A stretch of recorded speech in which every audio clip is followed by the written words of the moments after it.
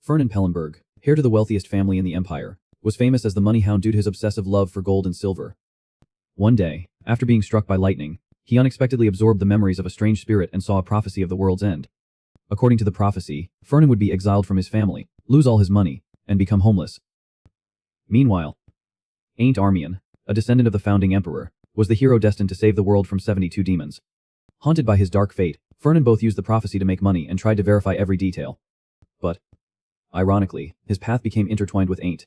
The very person the prophecy revealed would confront Ferdinand and drive him into the abyss. Can the money hound Ferdinand change his destiny, or will he be swept away in the Doomsday tragedy? Join Academy Manhwa and follow this captivating Seth Tarai, the successor to the Pellenberg family, the wealthiest family in the Armian Empire, an academy of the Imperial Magical Academy, a thriving family. Prestigious education. Filthy rich, Ferdinand is extremely greedy. No one can match his greed and obsession with money. At the Armian Imperial Academy debate competition. Shock. Prize, 1,000 bottles of excellent medicine. He asserted, I declare that nothing is more valuable than money in this world. People began to call him the money hound. This crazy guy, Ferdinand, is enjoying himself as always, receiving reports from the merchant association run by the family. He laughs, so how much did we make this month? Hyde replies, less than last month, sir. Ferdinand is furious, less, and he headbutts those who do not meet his expectations. It was a very normal day for him. But people often say that tragedy strikes when we least expect it. Ferdinand is annoyed. When will you start working up to your salary? Hyde wonders, is not he doing better already? He replies, it's true he is better than before, but, on a clear day without a drop of rain, the sky suddenly became hazy. He was struck by lightning. As Ferdinand's consciousness drifted away in the shock, a strange spirit took the opportunity to enter his body. The spirit was surprised. Oh, what is this? Ferdinand asks, who is there? The spirit laughs. Who am I about to possess? He panics. Possess? What are you talking about? The spirit touches Ferdinand's head, while the spirit keeps rambling about things he does not understand. Ferdinand's instincts recognize that the spirit is trying to steal his body. He uses the remaining mana to attack the intruder. He clenches his fist. The spirit is scared. What is this? It hurts so much. Save me. Although the spirit was easily defeated, Ferdinand absorbed a part of it. At that moment, he saw something. Unfamiliar memories flooded his head. Ferdinand screams in pain. He wakes up. Hyde is horrified. Dooming Master, are you okay? The strange writing before his eyes is a prophecy for the end of the world. The end is near. 72 demons will rise again and bring chaos to the world. The descendant of the founding emperor, Aint Armian will. Ferdinand Pellenberg, the successor of the Duke Pellenberg family, will be exiled from the family for cooperating with, lose all money and become homeless. He keeps calling. Dooming Master. Dooming Master. The prophecy pointed to a future worse than death. Ferdinand Pellenberg, the successor of the Duke Pellenberg family, will be exiled from the family for cooperating with, he is stunned. What? Me? Exiled? Lose all my money too. Ferdinand angrily curses. What the hell? After that day, he tried every way to find out about that strange spirit, why it was trying to possess him. The lecturer announces, that is it for today, and why he received those memories. As a result, he could not find anything. But one thing is certain. The prophecy is Ryu, 100% accurate at least for now. Because of this, he can use the prophecy to make money. However, he is not happy. Because after all, if it's Ryu, his downfall is getting closer and closer, so he has to make sure that these words are true. Hyde asks, how was class? Ferdinand replies indifferently. Like always. He says, would you like some coffee? He replies, yes. Ferdinand reads the newspaper. Where's the Academy news? Hyde hesitates. Have you been feeling unwell lately? Dooming Master. He replies, no, why? He expresses, I feel like you are more worried than usual. Ferdinand asks, since when? Hyde replies, about half a year ago. Sometimes you are spaced, oh, sometimes you sit brooding, which scares Hyde. Dooming Master. Sometimes Ferdinand mutters, double, which he does not understand. Sometimes Ferdinand orders, double, which confuses him. Other times you make very emotional decisions even though you are usually. Other times you make very emotional decisions even though you are usually careful and meticulous about everything. Are you sure you do not have complications from being struck by lightning? He replies, complications. Those strange choices have all brought profits. Suddenly Ferdinand notices something. He is surprised. Aint Armian. He actually entered the academy. He asks, do you have other sources of information? Before Hyde can finish asking, Ferdinand hurriedly runs away. I will go to the south for a bit. He is dumbfounded. What about the coffee?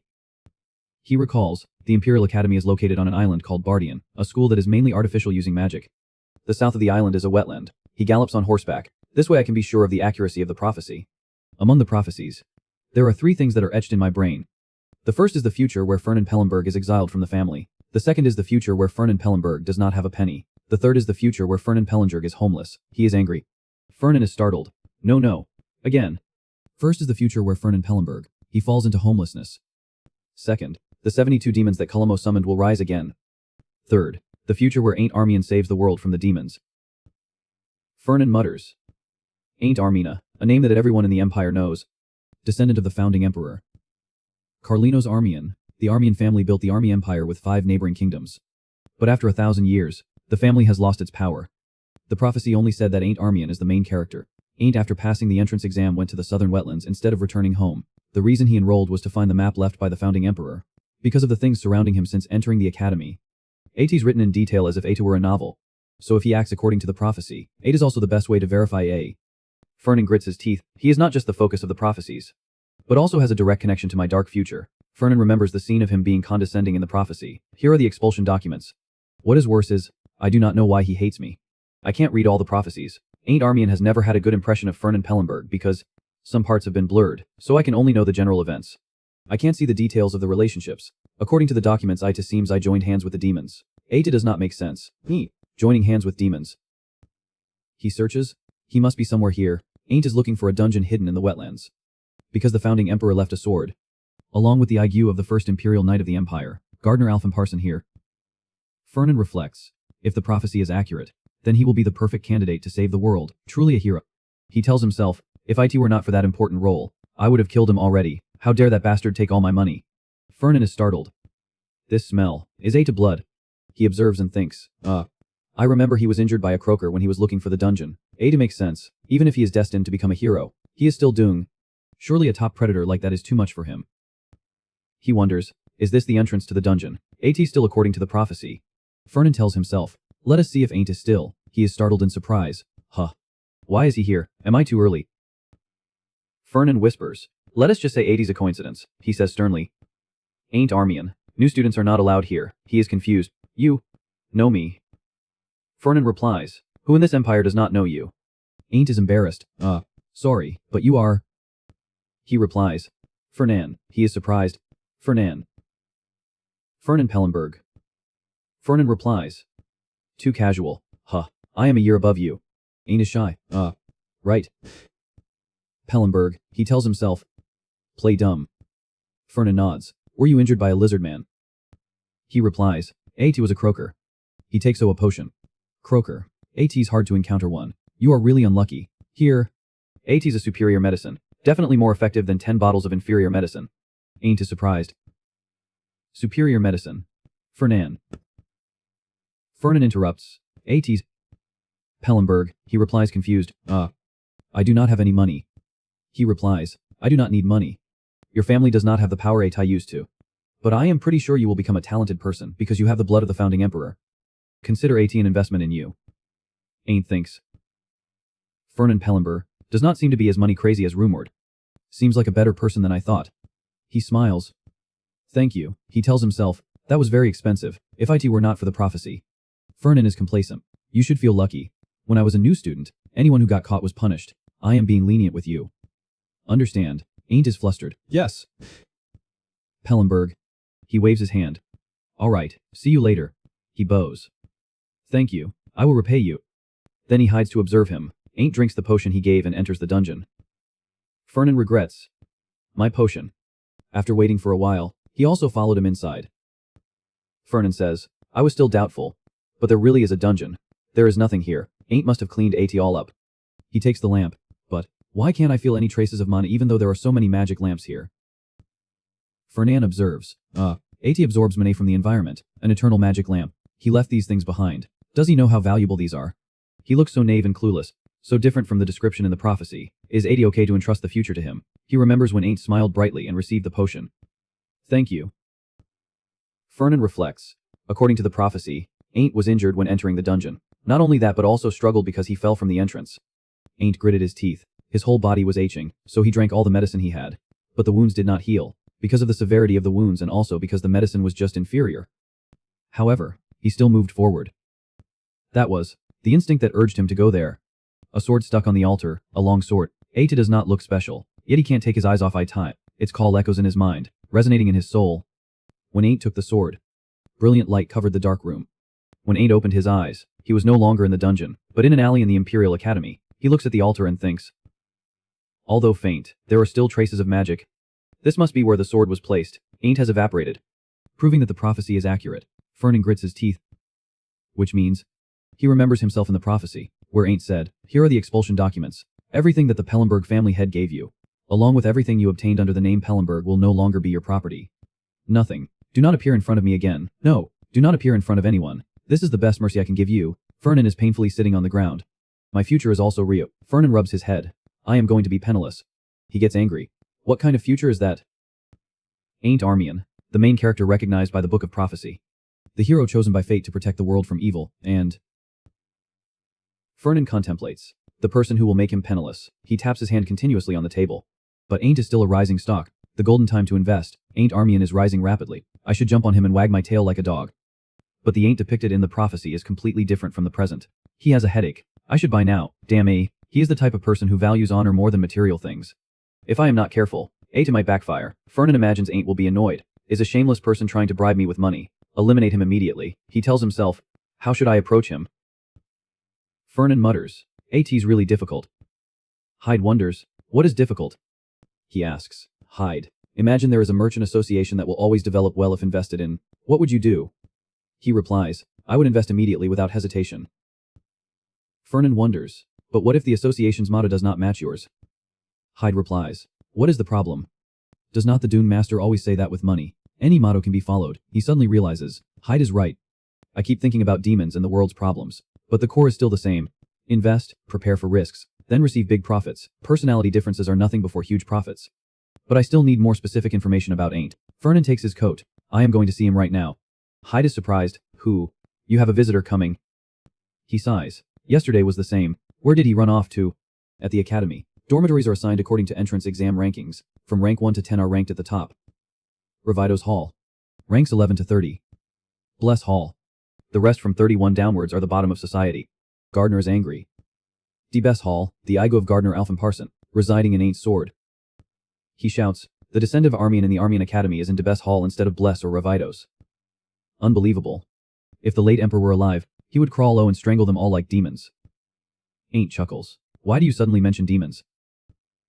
Gardner shouts, because if AT were not for the intervention of demons, how could such an absurd thing happen? He tells himself, Aida feels like he is criticizing me. Ain't replies, what can I do? I am here because I am weak. He shouts, the descendant of Armian is weak. I can't believe AT. He says, to be honest, the first emperor is partly to blame. Gardner is angry. What? Think about AT. Ain't explains, he abolished the succession system and switched to a system of electing emperors from CV elector families. He also gave territories and assets to the empire. For a century the throne has belonged to other families. The territory is no longer Armian's. The family is declining. Even a part of the secret sword technique has been lost. Although he is still nominally an elector prince, I can't even learn swordsmanship properly. He coughs lightly. Even so, you still have talent. Ain't. I will support you wholeheartedly so you can regain glory for Armian. Perhaps the late emperor foresaw this, so he entrusted me to you. Ain't is startled. There is a voice calling. Ain't Armian, are you there? Gardner asks. Someone's coming to see you. He replies, no, who is AT? The person replies, your senior. Ain't wonders, senior. He opens the door. Could AT be? Ain't is surprised. Fernan, why are you here? He asks. Are you busy? He replies, no, AT is not urgent. Fernan says, then I will take some of your time. There are too many people here. Let us go somewhere quieter. Ain't replies, right now, wait for me 10 minutes. I will prepare a little. He wonders, making a precious senior wait outside for 10 minutes. If you were in my time, even if you were asleep and a senior called you, you would run in your underwear. New students are too pampered now. He panics. 5 minutes. I will prepare and be in 5 minutes.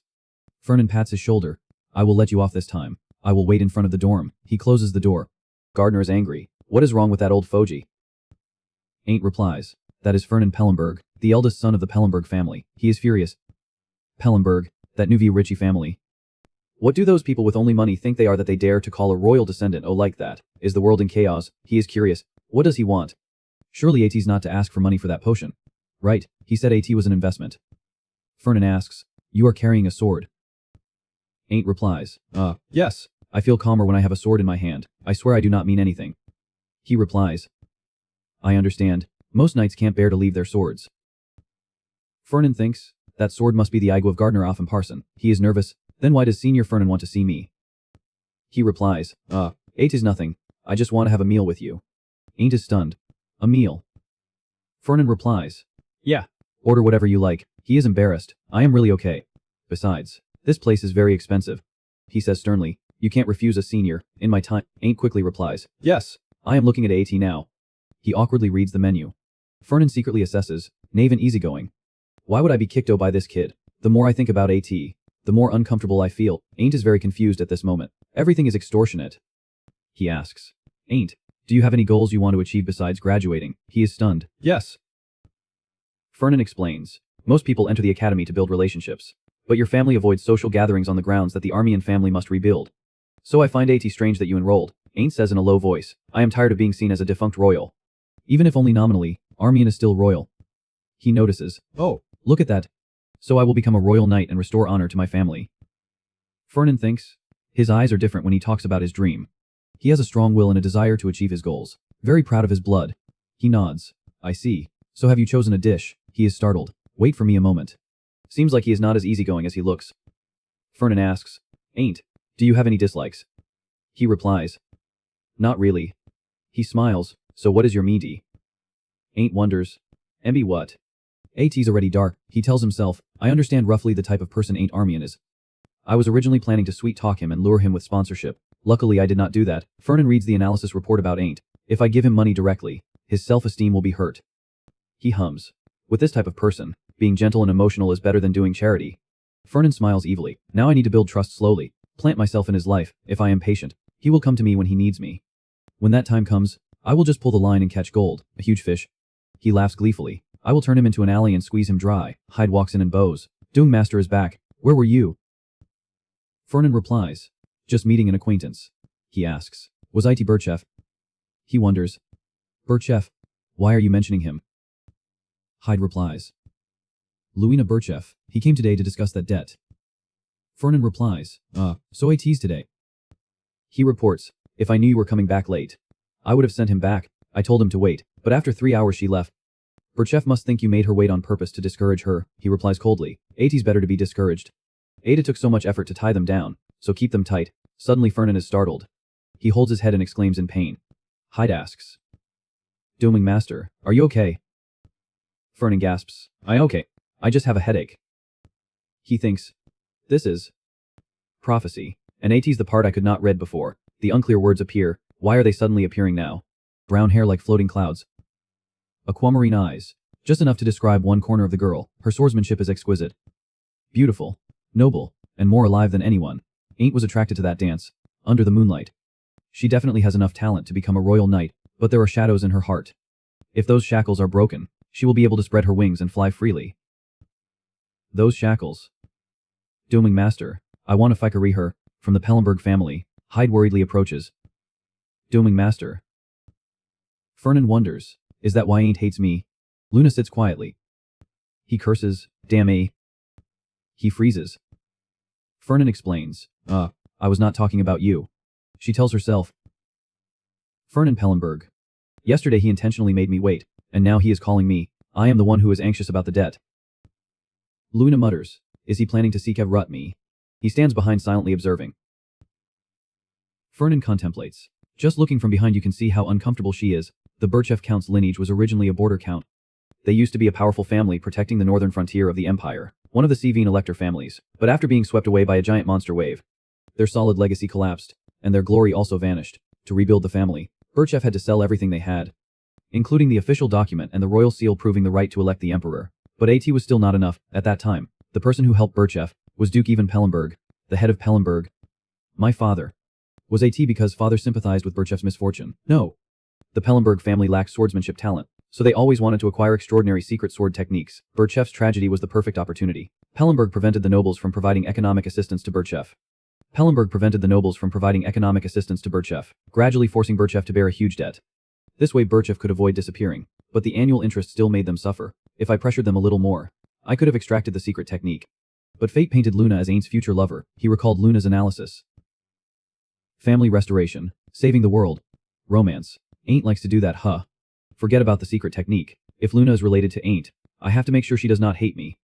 Fernan clears his throat. Luina Birchev, you came just in time for dinner. She turns around to look. He sits down. I am sorry about yesterday. I was too busy and forgot the appointment. Ada really was not intentional. Luina interrupts. AT can't be helped. Those in a weaker position have to endure injustice. Fernan is confused. I said AT was not like that, she replies coldly. Okay, I will pretend AT is. He tries to explain. No, AT's not pretending. Luina interrupts. Never mind. So why did you want to see me? Fernar smiles. You probably know, he tells himself. Make a good impression. Fernan's plan to win you Luina Birchev. Stage 1. He says. Starting from year 2, the magic and night departments will have a joint class. She replies, no. Fernan asks, I have not even said anything yet. How do you know? Luina replies, you want me to be your partner. Right, why should I? What do I get from partnering with you? I am ranked 2nd. And you are ranked 10th. I have many better choices. He makes a condition. If you agree to be my partner for 3 years, I will waive the interest. However, on the condition that you accept me as a sponsor. She wonders, why would you want that? Fernan replies, because the joint class is very important, AT's 5 credits. Luina explains, no, that is not what I meant. Why do you not only want to partner with me but also sponsor me? If you do not know, I have a scholarship. He replies, but because you have to send almost all the money back to your family. Everyone knows that except for the dormitory. You have to live more frugally than commoners. Sponsorship is nothing special. I just want to invest in your talent, she says incredulously. This is the first time I have heard of a noble sponsoring a noble. Fernan thinks, Luina Birchev is just like Ain't, a person who values honor and integrity. He smiles and replies, yes, Pellenberg and Birchev are both noble families. But they are not equal. No matter how high Birchev holds their head, they can't compare to what they used to be. Luina is startled and asks, are you insulting me? Unlike Armian, I have controlled her. Even if she hates AT, she has to accept AT. Fernan replies, this is not the time for pride to get in your way. Even if she has a grudge against Pellenberg, her talent is not a lie. Fernan's plan to win you Luina Birchev. Stage 2. He says, actually I recently saw you dance with your sword. Fernan remembers the prophecy, brown hair like floating clouds. Aquamarine eyes. Just enough to describe one corner of the girl. Her swordsmanship is exquisite. Beautiful, noble, and more alive than anyone. He coaxes, your swordsmanship is exquisite. Beautiful, noble. She is surprised. And alive, Fernan tells himself. She will not refuse someone who recognizes her talent. Luina asks, are you saying? He stands up and interrupts. I can't forget the first time I saw your sword dance.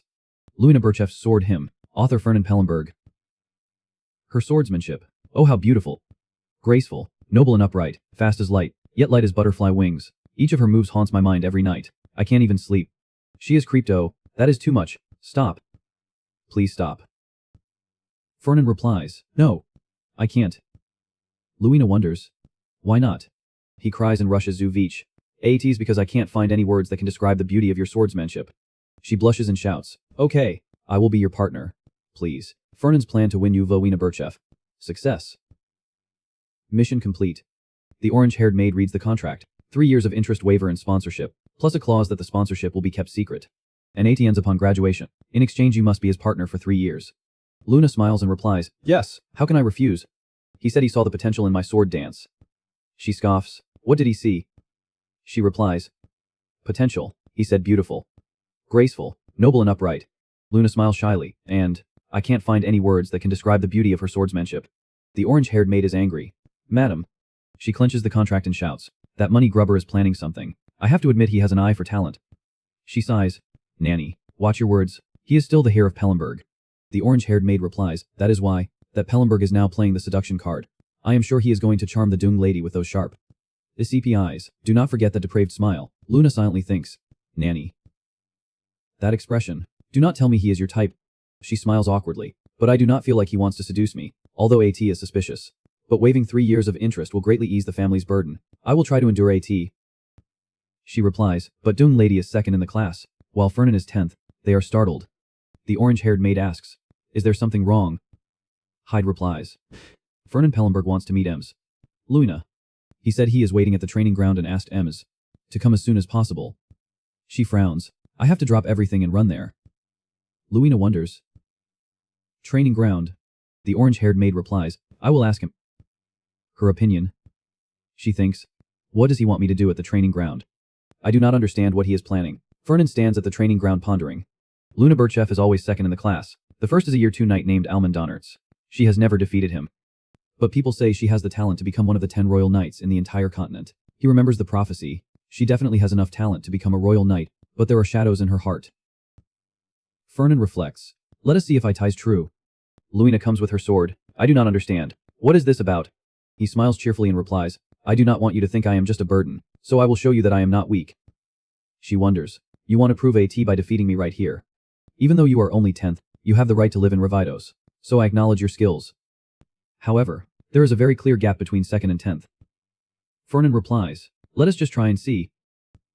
Luina replies, alright, as you wish. I also want to see you show yourself. I will let you make the first move. He smiles. Very willing. Stones appear. Fernan chants. The stones rush towards her. Luina breaks the stones. She gently swings her sword, making the stones shatter. Luina rushes towards him. She attacks while rushing up. Luina thinks, I got her. Her eyes flash blue. The power from Fernan's staff continuously attacks. Those black lightning bolts come to pressure Luina. She turns back to look at him in surprise. A magic circle appears clearly. The power released is increasing. Luina is confused. He destroyed the training ground floor. The floor has been reinforced with magic. Even a strong blow can't leave a trace. Fernan Pellenberg. He stands calmly observing, hiding his strength. Fernan smiles. More stones continue to appear. She quickly dodges. Luina is shocked. Impossible, casting such high-level magic at the same time. How much mana does he have? Is this the skill of 10th place? I underestimated my opponent. At this rate, I will lose. Her eyes light up. A blue aura surrounds Luina. He is surprised. Fernan smiles slightly. His power causes the training ground to show signs of cracking walls. Pieces of the ceiling fall down. Fernan's stones approach her. Luina pours energy into her sword. She rushes forward and cuts the stone in half. Luina gets close to him. Fernan drops the staff. She is startled. He smiles and says, I surrender. Luina is annoyed. Are you looking down on me? Fernan replies, no, I am just O of Mina. How can a mage with no mana fight a knight?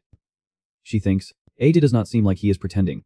He is really O of Mina. He can't defeat me anymore. I blocked all those attacks until he ran O of Mina, so I won. But why does Ada feel uneasy? There is no feeling of victory at all. Fernan says, I have something I want to give you. Here, because you defeated me. I heard you like chocolate. This is whiskey chocolate made by my family. AT's very delicious. Luina stares. Chocolate. If you do not like AT, I can switch to the world-famous Frighting Wood chocolate. If that is not okay either, then the specialty of the Phrasia superpower, Krakening chocolate. Just tell me which one you like. She suddenly wakes up. Pause for about 2 seconds. Luina asks, are you investigating my background? He replies, wipe the drool when you talk. I would not do such a troublesome thing just for you. I just know all the PSN and information of all the top-ranked students. She is angry. That is exactly investigating my background. Luina sighs, and also giving me chocolate for winning. Am I a child? Fernan replies, is that so? I thought you liked IT, so I gave a tie to you. I won't force you if you do not like a tea. She snatches the chocolate. When did I say I would not accept a tie? He smiles cheerfully. Then let us work together happily from now on. Luina asks, wait a minute, why? Fernan wonders. Why what? She says, you possess a huge amount of mana, enough to unleash such devastating attacks. I can't imagine where your limit is. With such skills, why are you only ranked 10th? He chuckles. What else? A merchant does not need the limelight. Hyde asks. What happened? How did you break both the stone storage and the mana amplification? Fernan replies indifferently, I just fought Ruina. She is very strong. I prepared carefully, but AT was still in ruins. Even after I ran out of mana, she could still keep fighting. He sighs. Why did you bring such valuable items to fight Runa Burchev? Hyde picks up a piece of stone and asks, is she worth that much? He leans back in his chair. AT's an investment for the future. He wonders. The future? Fernan replies, yeah, something like that. Hyde is confused. Is AT a lingering effect from when you were struck by lightning? He muses. So beautiful. Ain't Armian's assessment was not wrong. Runa Burchev's sword is indeed fast, delicate, and graceful. I understand why Father craved Burchev's secret technique so much. Moreover, Ruina is truly talented, but why has not she ever been ranked first? He is still complaining. Well, I can understand the Doom Master's intentions, but this time I completely give up. Is AT because of the shabby equipment? Hyde angrily shouts. Dooming Master? He asks. What are you going to say to the Duke? Burchev's secret swordsmanship is his lifelong wish. Fernan replies, that. I have not thought about AT, but now that you mention AT, I am a little worried. Do you think Father will remove my name from the family register? Hyde replies. He won't remove your name, but he will kill you right away. The procedure for removing a name is very complicated. Fernan is startled. Me. His son. He tells himself, surely father won't kill me for interfering with his plan. But I should still send a letter to report in advance and wait for a response. The scene of father grabbing my neck and rolling on the ground after reading the letter is vivid in my mind. Hold on to father's soul. Duke. You can't. All sorts of random thoughts and worries keep clinging on, useful information about precious stones. But what if father really wrings my neck? Even if I try to think about something else. A few days later, the reply letter arrives. Fernan opens it to read. He says, faster than I thought. Hyde is tearful. So the time has come. Fernan asks, did my father send you a separate letter? He replies, no. He is confused. Then what is with that face? Hyde explains, I have a feeling today is the last day I get to serve the Dong Master. Fernan is annoyed. Do not jinx it. He thinks, surely this is not the reason I am being kicked out of the house. I am being thrown out because of Ain't Armian. Right, for conspiring with demons. He waves his handkerchief. My dear Dong Master, so many years of sharing joys and sorrows. How can you bear to leave? This matter has nothing to do with demons. So 80 should be fine. The contents of the letter. You are possessed by a demon. From Yvonne Fellenberg. Fernan emits a murderous hurrah. Hyde. I have to go see father right now. He is scared. What? What does the letter say? He wonders. Demons. Do not tell me 80 started from here. No way. 80 can't be. Right. I can't say anything about the Book of Prophecy. The manager greets him. Please follow me. The Duke is waiting. 80 does not have a physical form. I can't even prove the existence of a Book of Prophecy that only exists in my head. If I tell the truth, father will call me a crazy, delusional merchant. Then go crazy and call me a prodigal son. I need to offer something of equal value to the Birchev case. Even sits writing. You seem calmer than I thought. He stops writing and says, I thought you were on drugs or something. If that is not the case, then maybe the demon that the first emperor killed has returned and possessed my son. If it's not like that, then explain. Fernan explains, I decided to invest more wisely in Birchev. Even wonders, what could be better than the secret technique? He replies, I can't say. He questions, Fernan, I am not asking for your opinion. You are now a rogue criminal who is threatening the reputation of the family. Fernan replies, I know. He is calm, but my thinking does not change. If you give me full authority the Birchev case, I am confident I can get a better profit than the secret technique. Even is slightly moved. If so, then I will ask again, where did you get that confidence? Fernan replies, I can't say. He is annoyed. That is ridiculous. I did not teach you to be so rash. Do you really think this is an issue that can be resolved by just begging? He is tense, as I thought. I have no choice but to mention the prophecy. I did not want to play this card, but I have no choice. Fernan replies, 80's not begging. To exchange for full responsibility for the Birchev case, I will give you information that only I know. He wavers, information that only you know. He replies, you know I also have my own intelligence them. Even is indifferent. The level is probably nothing compared to the family's them. So what is that information? Fernan shares, west of Mount Arus, belonging to the territory of Viscount Donetsk, there is an undiscovered Manastone mine. He is skeptical, a Manastone mine. I have not heard anything about that area. How did you get information from an intelligence them that is no different from kids playing house? He replies, kids like to play digging in the dirt, so sometimes they get lucky and find a coin. In Mount Arus, there is enough to cover the Birchev loss. Even is surprised. Fernan emphasizes, AT's a mountain of money. He reflects, Manastone is a type that contains mana, considered the most valuable type of ore, so they are very valuable, very very valuable.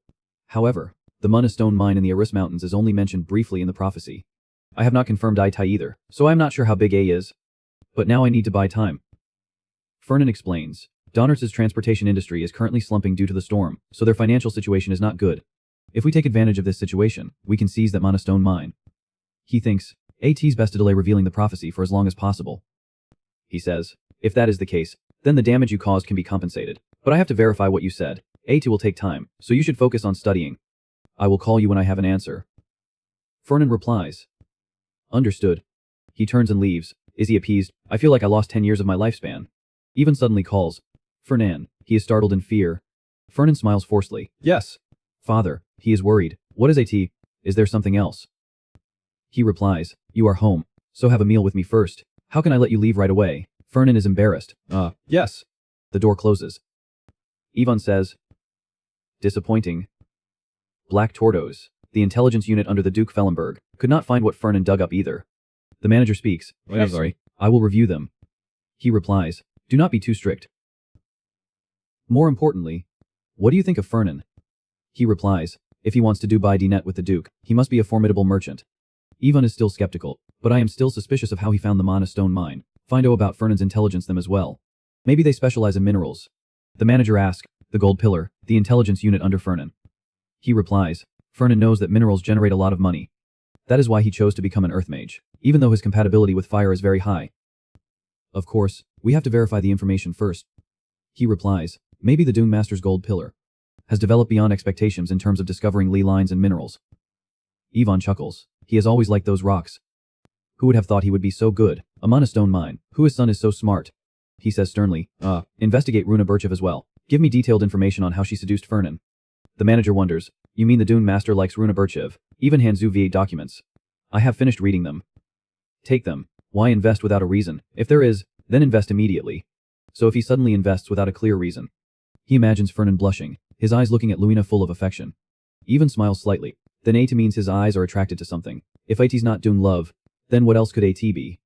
But I have a feeling that is not all.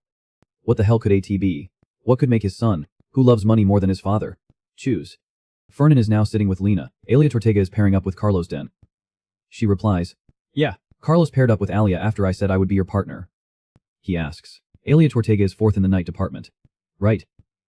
Luina replies, yeah, she was fifth but she has improved greatly.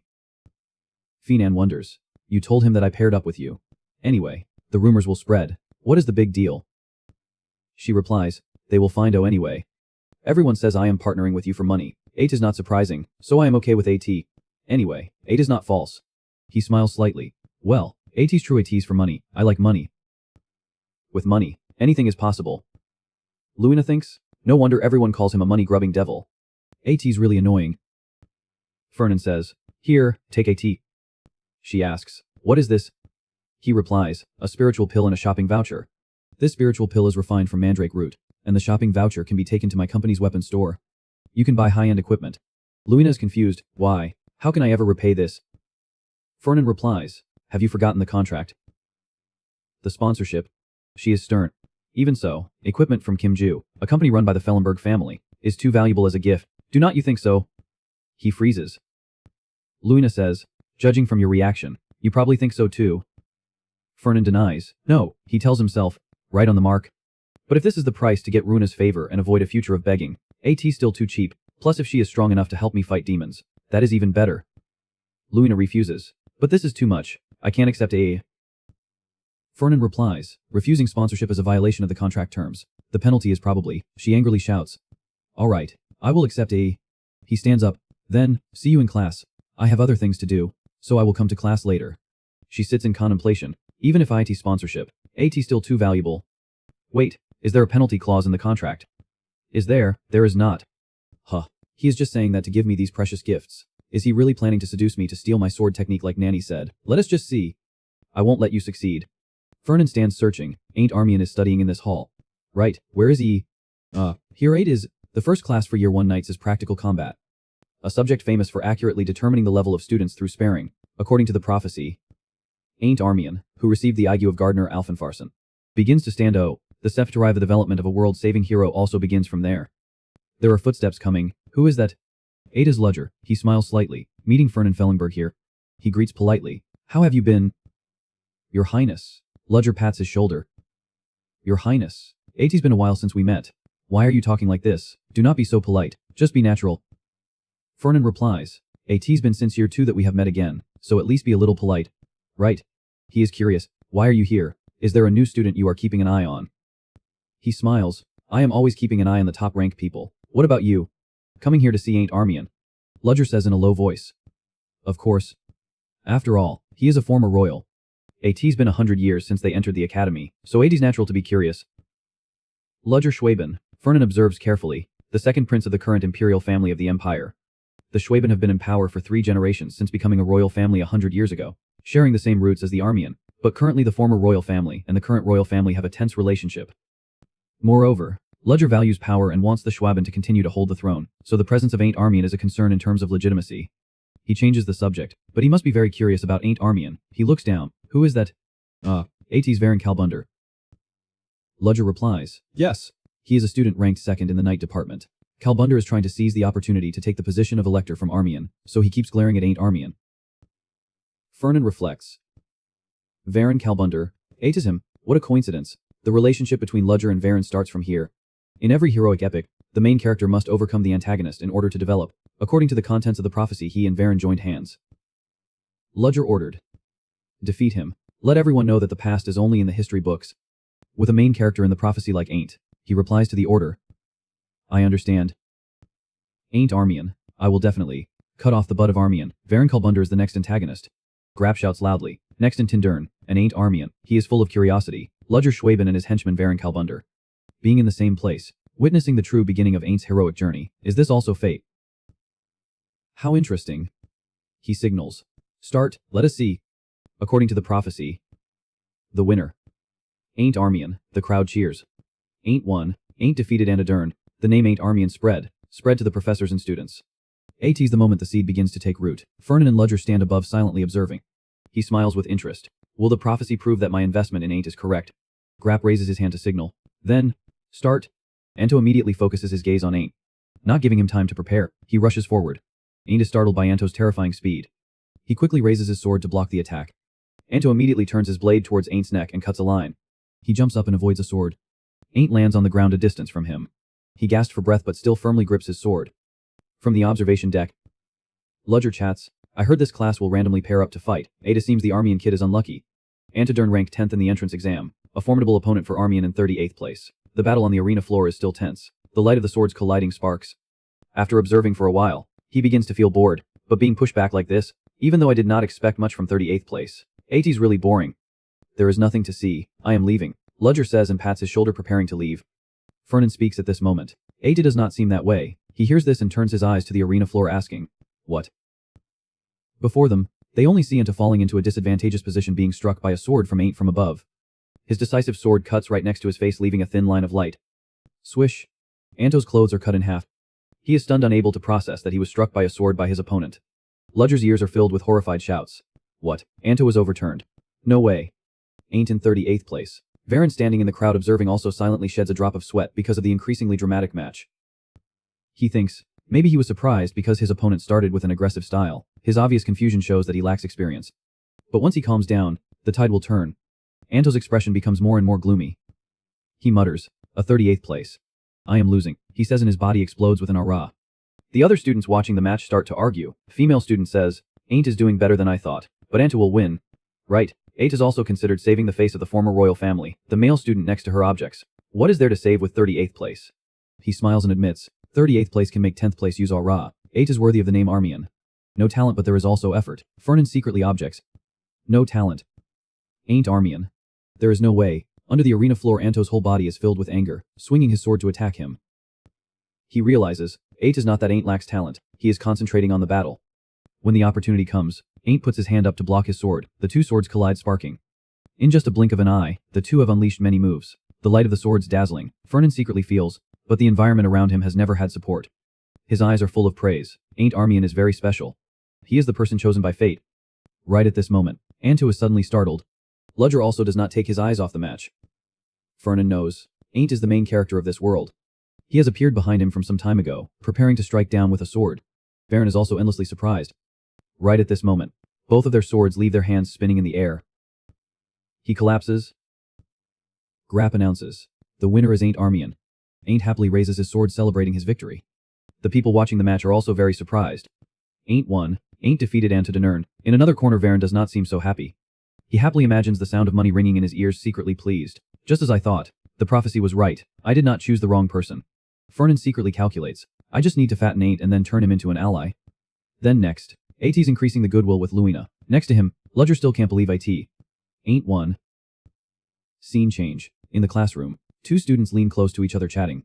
They really paired up with each other. The other person also doubts. Luna really accepted. Someone guesses. AT's probably because of money. He rests his chin on his hand and turns to gossip with her. Well, there is too much attention. I do not like being the center of attention. Luna replies coldly. They will stop talking about AT eventually. Fernan asks, have you used the spiritual pill yet? Have you changed your equipment? Do you like IT? Luna glances at him without rushing to answer. In her head, she remembers the scene after changing her equipment and using the spiritual pill. Her whole body becomes so refreshed and excited. The nanny standing next to her also praises endlessly. Oh my god, Doom Lady is so cool. Oh my, Dooming Lady is bursting with energy. She finally replies hesitantly. Not bad. The sound of high heels echoes in the classroom. A voice asks, is the class complete? Rosalia comes to the podium and says, I see you all have partners. No one is late. Right. I am Professor Rosalia from the Magic Department. You probably know. This is Professor Grapp from the Night Department. From now on, the two Magic and Night Departments will have a joint class. After an assistant goes to distribute materials to each student. She signals, let us start class. You have received the map from the assistant. Right. The first lesson will be practical. While speaking, Rosalia casts a matrix on the teacher's desk. A map of the practice area appears in front of the two professors. Grapp continues. It's best to confirm the knowledge you have learned through practice. From now on you will be thrown into the practice area. The map I distributed has marked locations. You just need to get there within 4 hours. However, you must not arrive too early or too late. It must be exactly 4 hours. That is, exactly 2 o'clock in the afternoon. Are there any questions? A Year 1 student raises his hand and asks, does IT affect the score? He smiles and replies, AT's the most important score after the midterm and final exams. He asks again, are we allowed to fight each other? This time she replies, you will get points if you catch other people. If there are no more questions, then the class will start immediately. The students shout, yes. Rosalia casts magic with her scepter, bringing the students into the map. Before leaving, she gives everyone a sentence. Good luck. Fernan and Luna enter a forest. Before them is a majestic mountain forest scene. He looks around wondering, where is this? She leisurely goes in the opposite direction to find let us see. First is the map. Suddenly 2 people appear in front of them. Jane greets. Luna, Ned waves shyly. Fernan. Hello. Fernan does not reply, only turns to ask her. Jane Hux and Ned Pollen, both are outside the top 70. Right. Luna asks for his opinion. What should we do? Fernan thinks, what should we do? Do we need to deal with these bottom-ranked scrubs? Is what I usually say before leaving. But this time I will follow your wishes. Her eyes shine brightly and replies with one word. Good. Then Luna draws her sword and outlines a plan. First is to get some bonus points. Then check the map to see where we are. He wonders, is not it easier to use magic? She asks back without understanding. Can you use magic to determine the location? Fernan immediately denies. No, I mean stand on a high place and look around. Luna asks confused, is not that the same as looking at the map? He argues, ignore the details. While the two of them are arguing, on the opposite side Ned whispers into Jane's ear, Jane, there is a chance. Run quickly. The two of them turn to run only to encounter her figure hanging upside down from a branch head down. Luna quickly wipes you vacant and says, we need bonus points. Where are you planning to run? Jane and Ned look at her in fear like they met a ghost and shout loudly. She raises her hand and a formation appears protecting the two of them from Luna's sword. Jane's map is gently pierced by her sword and stuck into the ground. Leaving the two of them trembling behind, he and Luna continue to go deeper into the forest. Fernan realizes. So there is a magic protection on the map the assistant gave. Her voice seems regretful. If I knew I would not have held back. Looking at Jane and Ned's appearance, he says in surprise, that is holding back. I thought you were going to knock them into early reincarnation. In the classroom the magic writing of Jane and Ned gradually disappears. Grapp comments. Another Gibrp has been eliminated. The rate of elimination is getting faster. Rosalia smiles and replies, the important thing is that no students were eliminated by monsters. The fact that all the groups were eliminated due to conflicts with each other is quite interesting. He asks, Professor Rosalia, are there any pairs you are keeping an eye on? She carefully observes the map and gives her opinion. If you only look at the scores, the Ludger Schweben and Alain Dunnert's pair is the strongest. The Carlos Denny Vanalia Tortiga pair is also worth watching. But the most interesting pair must be Luna Burchef and Fernan Pelleberg.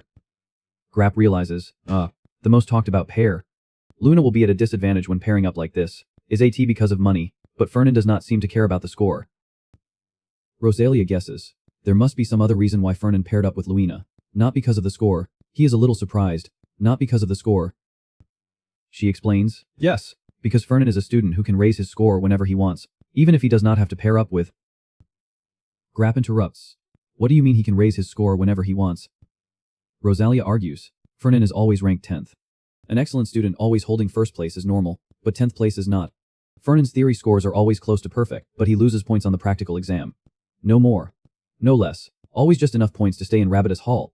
I think he just does not want to stand. Oh, he asks back. So you mean that kid Fernan has been hiding his strength all along? She does not deny AT. Yeah.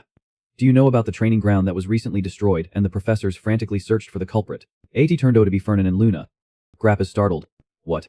Those two are the ones who turned the training ground into rags. Rosalia replies. Yeah, that is why I am curious. He wonders.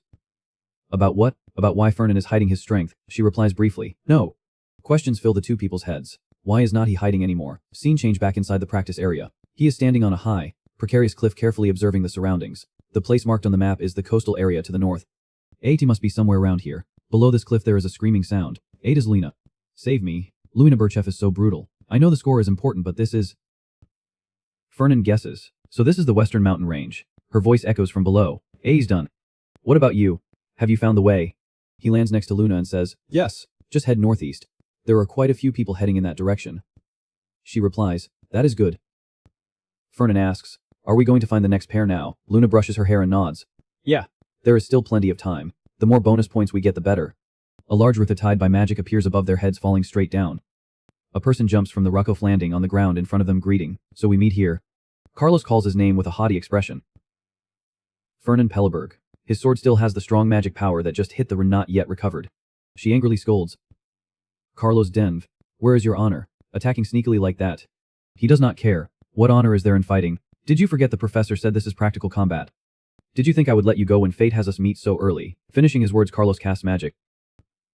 Luina wonders, why is Carlos Dem so hot-blooded? Fernan guesses. He is the one who kept wanting to pair up with you. Right, he must have hurt his pride because I stole you. A Ryu fighter actually takes that to heart. She is confused. Stole. That is ridiculous. I do not belong to anyone. He adds another sentence. Big head and still so petty. Each of their sentences makes him petrified.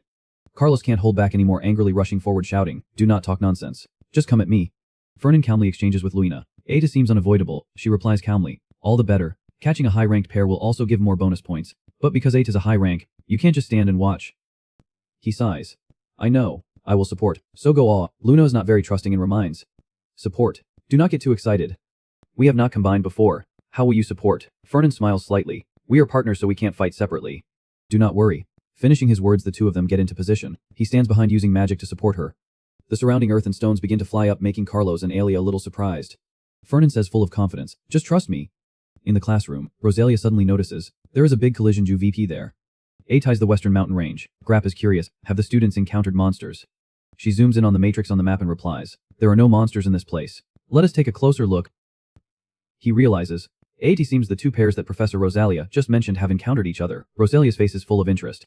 Oh my. The two high-ranked pairs meeting each other like this is really interesting. Grapp replies, what good timing. In the practice area. Carlos roars. Fernan Pelleberg, let me see your true abilities. The earth and stones fly up. She swings her sword and moves forward. He also rushes quickly, keeping up with Luna's steps. On the opposite side, the formation is similar. The swordsman Alia goes first. He is behind, casting magic. She feels in surprise. What? My body is lighter than usual. A thought flashes in Luna's head. Could AT be support magic? Since when? Did he have time to cast support spells? Fernan winks at her side, his face full of praise. Me. I am so cool. Luna gets goosebumps. Are you crazy? This guy really... She jumps up towards Alia and lands. Luna tells herself, do not be careless. First I have to take down Alia. She uses her sword to block her blow. The two swords collide, sparking. Luna puts her strength down. Right at this moment, Carlos casts magic. A mass of blue power like a giant snake heads towards her. Taking advantage of Luna's concentration on fighting Alia, the mass of power surrounds her body. Eta weaves around, wrapping around Luna's hands along with her sword. Then quickly tightens, making her feel, I can't move. She says smugly, I caught you. Luna. Luna grits her teeth and says, this is nothing.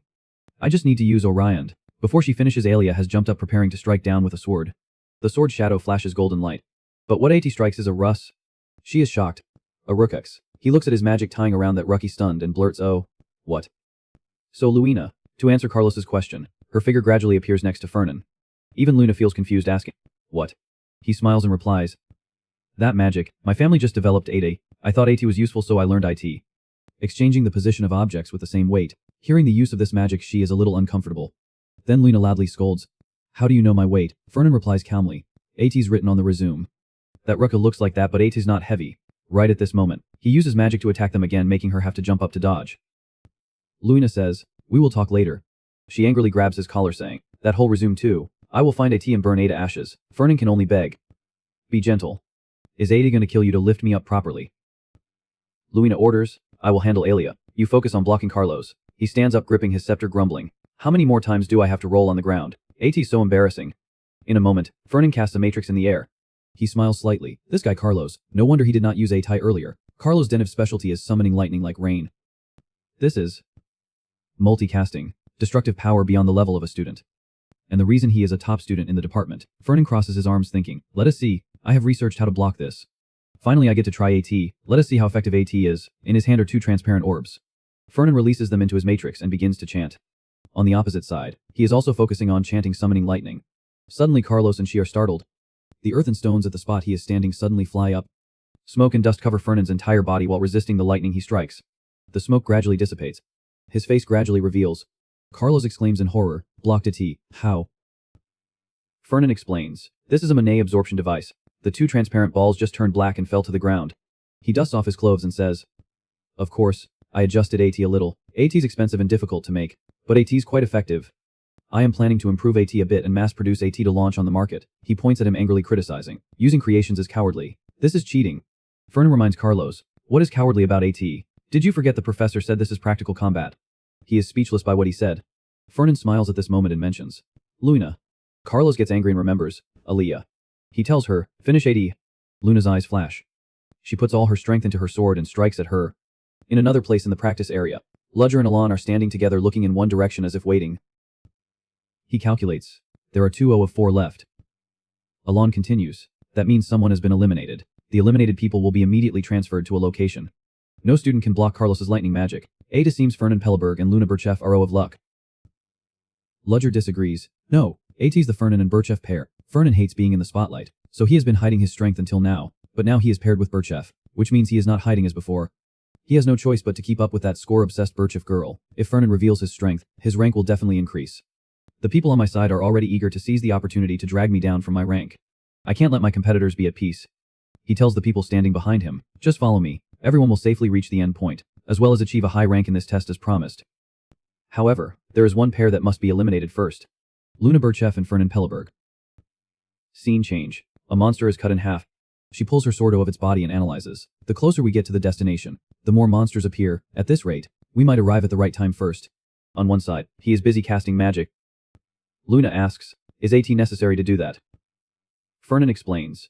The blood of trolls is one of the essential ingredients for alchemy. She wonders. I know that, but with your wealth, that is just small change. He argues, even if it is little, money is still money. Luna sighs. No wonder everyone calls you a money-grubbing devil. Fernan retorts. I was able to pair up with you with that much, so AT's worth AT. She does not bother arguing anymore and turns to remind. Let us go when you are done. On the way, he asks. How many pairs have we taken down? 7 or 8. Luna happily replies. 8 pairs. We will probably get a high score. Fernan mocks. You are crazy about points. She retorts. I am better than being crazy about money. Besides, I have a reason to become a top student. Suddenly Luna exclaims in a panic. Fernan. He calmly tilts his head and looks up. I feel AT too. AT's really crowded. I counted at least 20 people. Ada seems like they are all aiming for us. A guide of people jump down from the air and surround the two of them. Fernan and she stand back to back ready to fight. A man carrying a great sword rushes Zuvi. He aims straight at Luina. She recognizes that person. Alon Dunnerts. Luna uses her sword to block his attack. After the two swords collide with too much energy, AD causes the two of them to fly to two sides. Alon lands on the ground. On the other side, she also holds back, preventing her body from flying further away. Then the two of them rush at each other again. Luna's whole body is covered by a blue energy. Meanwhile, his mun is yellow. The sword and blade collide. Both of them put all their strength into attacking the other person. The sword forestalls. At the same time, Ludger appears in the sky and starts to cast magic. But he is shocked to discover he is launching a very strong magic towards Alon. At the same time, Fernan also supports her, quickly closing in on him. Ludger smiles and focuses on amplifying his magic. He looks very serious at this moment. Direct magic battle explodes. The explosion emits a huge light and impulse, causing everyone around to raise their hands to avoid AT. He lands on the ground and says, I was just gonna watch. But in a blink of an eye you swept away half of the people following me. Be a little gentle. Okay. You do not usually play this hard. Fernan grins. Are you playing the benevolent king again? I just want to try to get first place this time. Ludger laughs and replies. First place. 8 is not possible. Let us resolve this peacefully. He negotiates. You know there is less than an hour left until the test ends. Right. If we fight right now, no one will reach the destination on time. Let Alon and me take first place. And you can take second place. 8's a win-win situation. What do you say? He scratches his chin, looking thoughtful. Luna shouts angrily from behind. I would rather lose than give up first place. Fernan makes an helpless face and points at her. You heard that. My partner does not like AT. Ludger smiles. So the negotiation failed. He and his G-Tupper Rip look at him challenging. Alright. Let us see what you have got. Fernan. Fernan replies confidently. That. AT'll have to be next time. Ludger frowns slightly hearing this. At this moment his G-Tupper realizes. There is a magic formation under their feet. A large pit suddenly appears. The earth in the pit flies up. The Gipuri panics and shouts. AT's a trap. Everyone run quickly. But AT's too late. All of them are crushed by the falling earth and stones. He turns around and pats Luna's shoulder. Alright, let us go. Even she did not expect Fernan to come up with this move. Luina laments. Really? If you had a trump card, then why did not you use AT from the beginning? He replies. I am tired. and that trick won't hold them for long. After everyone is teleported to the designated location. Grap praises, everyone did well, now I will announce the rankings. First place, Luna Birchef and Fernan Pelleberg. Second place, Ludger Schwaben Alon de Nertz. Fernan says quietly to her, Ada seems we really got first place. Luina replies, although both of us are good, but we never defeated Alon. To be honest, I did not think we would actually get first place. He smiles and asks back, but top 1 is still top 1. Defeating him is not that important. Right? She takes a breath and admits. Of course, AT's the first time I have gotten first place. I am shivering with excitement. Fernan happily thinks, the plan is successful. He announces, the test is UV. We will return to the academy immediately, so do not wander around. Luna asks him, do you know the new student named Ain't Armian? Fernan replies honestly, yeah. Who does not know Armian? She says, actually I met him the night before. He is startled and asks, you met Ain't Armian? Luina recalls, yeah. While practicing at night, the situation at that time was quite interesting. Quite similar to when you secretly watched me dance with my sword. This news is like a thunderbolt to Fernan's ears. Seeing him suddenly cover his face, she asks with concern, Fernan. Fernan holds his head and thinks, this is prophecy. In AT he suddenly sees the characters appearing again. Another part is revealed. A few lines of words and images appear clearly. Ain't Armian reaches his hand. Senior, no, Luna from the Birchef family. Please become my knight. But Luna does not take that hand. Fern is shocked. What is going on? A brutal demon like the end of the world is aiming for Ain't Armian, but is punching the back of a brave knight to avoid him. He doubts. The Sephirai has changed. Ain't asks in surprise. Senior, what are you doing? She replies slowly. Ain't Armian, you once asked me to become your knight. Right, I refused at that time, but I have changed my mind. Now I know who you are. What are you fighting for? This is my destiny. A knight is both the sword that cuts down the enemy of their master, and the shield that protects them. Andromalius, and then a blue halo shines around her. He is confused. What is this? AT's changing again. The scene in Fernan's head at this moment. This is, Luna's whole body is covered in bandages. He sits by the bed holding her hand tightly saying, thank goodness. I am so glad. You are in the hospital. Please listen to me and do not misunderstand. Ain's eyes burn when looking at Luna. He suppresses his tears and asks, the kiss that destroyed you and the Birchef family was Pelleberg. Right, those filthy rich. Fernan secretly curses. Filthy rich. How dare he say that to his senior? The brat. He bursts up full of anger. Someone shouts. Fernan. He looks at them confused. She leans closer concerned and asks, are you okay? You suddenly fainted. Are you not feeling well? Fernan replies to brush Aid off. No, I'm feeling scared inside. I really fainted. Rosalia advises. Fernan, maybe you should stop by the infirmary. Grap guesses. AT's probably too much because he is not used to using his strength. He already knows in his heart, so Ain't Armian starts to see me as an enemy from then on. Fernan remembers his tearful and resentful face in the sentence. Pelleberg. Those capitalists. He angrily curses. That is enough with the infatuation. Feeling anger filling his heart, Fernan is again filled with questions. But why am I suddenly seeing more prophecies? And AT's related to Luna. Could AT be something that is about to happen? If so, then that thing. Andromalius, one of the 72 demons, is really about to descend to Earth, and also in the near future. Outside, Hyde has driven the car and is waiting. Seeing him he praises, Doom Master is so good. I heard you got first place. Fernan gets into the car and complains. I used too much energy. I am so tired. He replies. Just sleep. I will wake you up when we get to Rabbitus Hall. The carriage slowly rolls forward. Inside the car. He reflects. Andromalius, the 72nd demon with black hair and eyes. Taking the form of a man with a snake wrapped around his right hand. No matter how many books you search, there is only that much information. And the war with demons was 1,000 years ago, so it's natural that there is no information now. In this era the threat of demons is considered a fantasy. 1,000 years ago, the demons were wiped out by the first emperor, and have never appeared again. And even if there is no information, Ain't will take care of everything, so it's not a big problem. However, the problem is that Luna will be seriously injured in the battle with Andromalius. Fernan wonders, can I tell her? No, would she believe me if I told her? He remembers, I tried to hint at AT before. When leaving the infirmary, she followed behind concerned and asked, Fernan, are you really okay? Fernan turns around and says, I told you I am. More importantly, Luna, do you believe in demons? Luna laughs and replies, why are you suddenly talking about demons? He angrily repeats, just answer yes or no. She honestly replies, of course I do. The empire was built on defeating the demons. Fernan proposes a hypothesis. So if I said that demons still exist, what would you say? Luna is stunned and hesitates asking, Fernan, did you hit your head on something during the practice? He turns away dejectedly. Forget AT. I will just be seen as a crazy person. Fernan suddenly has an idea. If I can find traces of demons, I can convince her. That is right. Exactly 1 month from now, in the sparring match of the Year 1 night class, Ain't Armian will defeat Varen Kalbunder. the second-ranked student. After that, no one in the academy can compete with Ain't anymore. The winner receives so much, while the loser Calbunder loses even more. Fame, honor, and also the backer, that is Ludger. As a result, Calbunder was possessed by a demon. Losing everything, Varen's fury is directed at Ain't Armian, starting to sow seeds, slipping into the cracks of that resentment. The demon has settled in his heart. This is the first time a demon has appeared in an indirect way. If I use that situation to convince others, A2 will be easier. And when there is clear evidence, my plan will have a foundation. The problem is, I do not know when and where he will be possessed by a demon. He is a little angry. Why can't I see this part? Will I see AT when the time comes? Or do I have to fulfill some condition?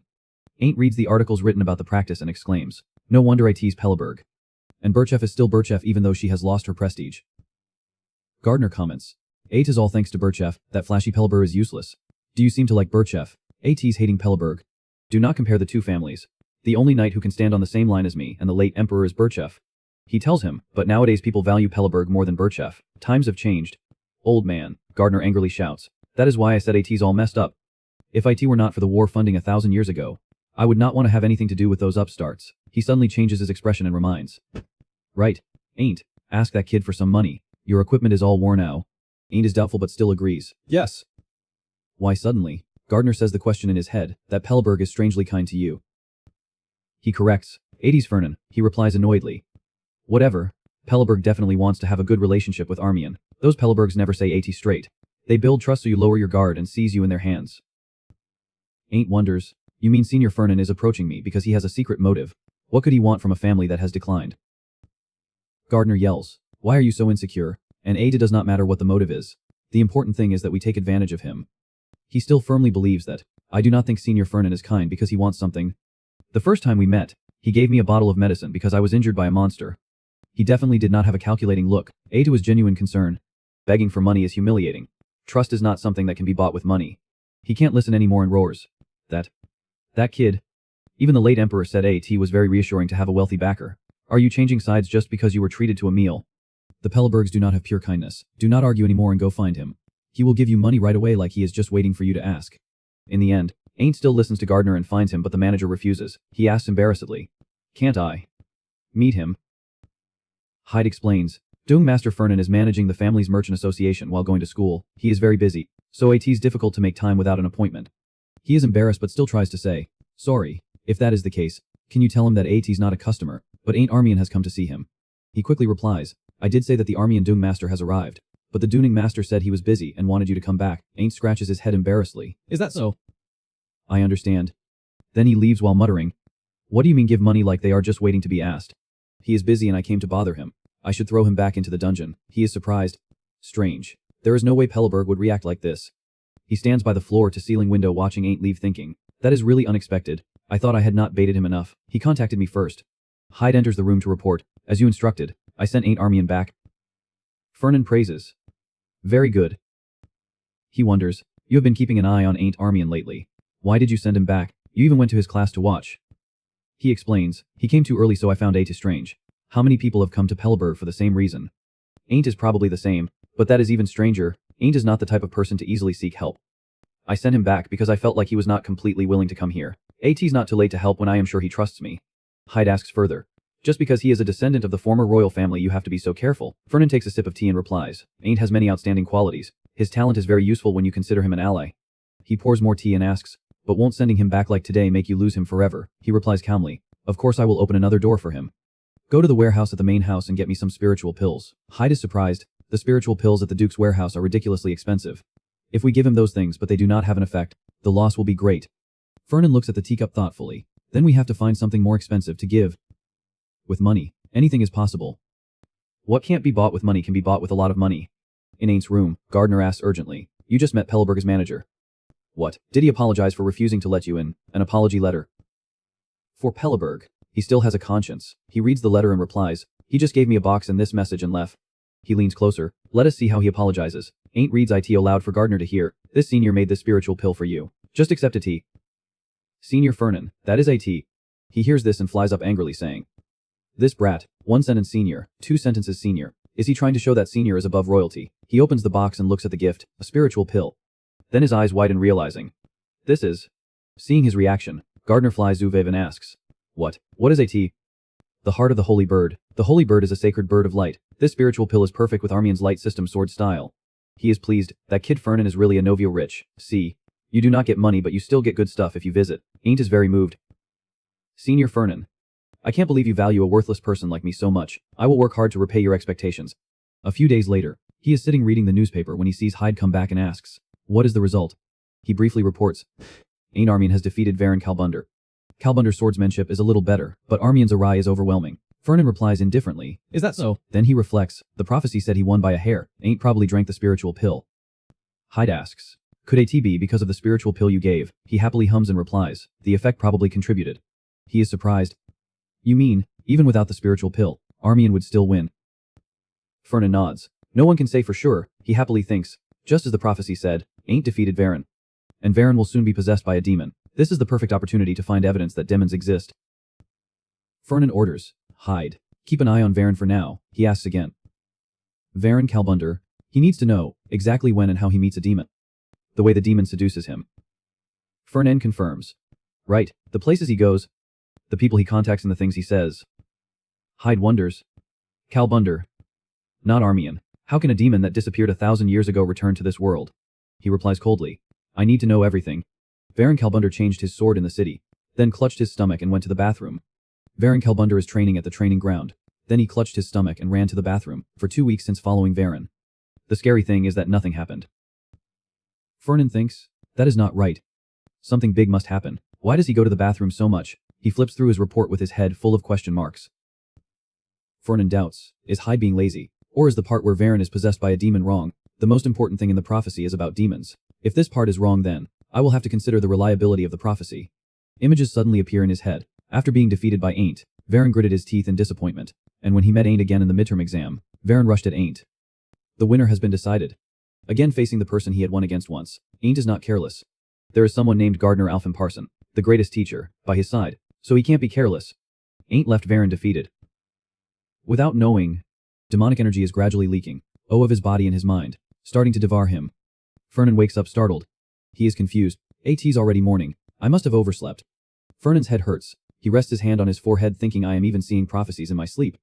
But I have found the exact time after Varan is possessed. It's after he's defeated by Ain't in the midterm exam.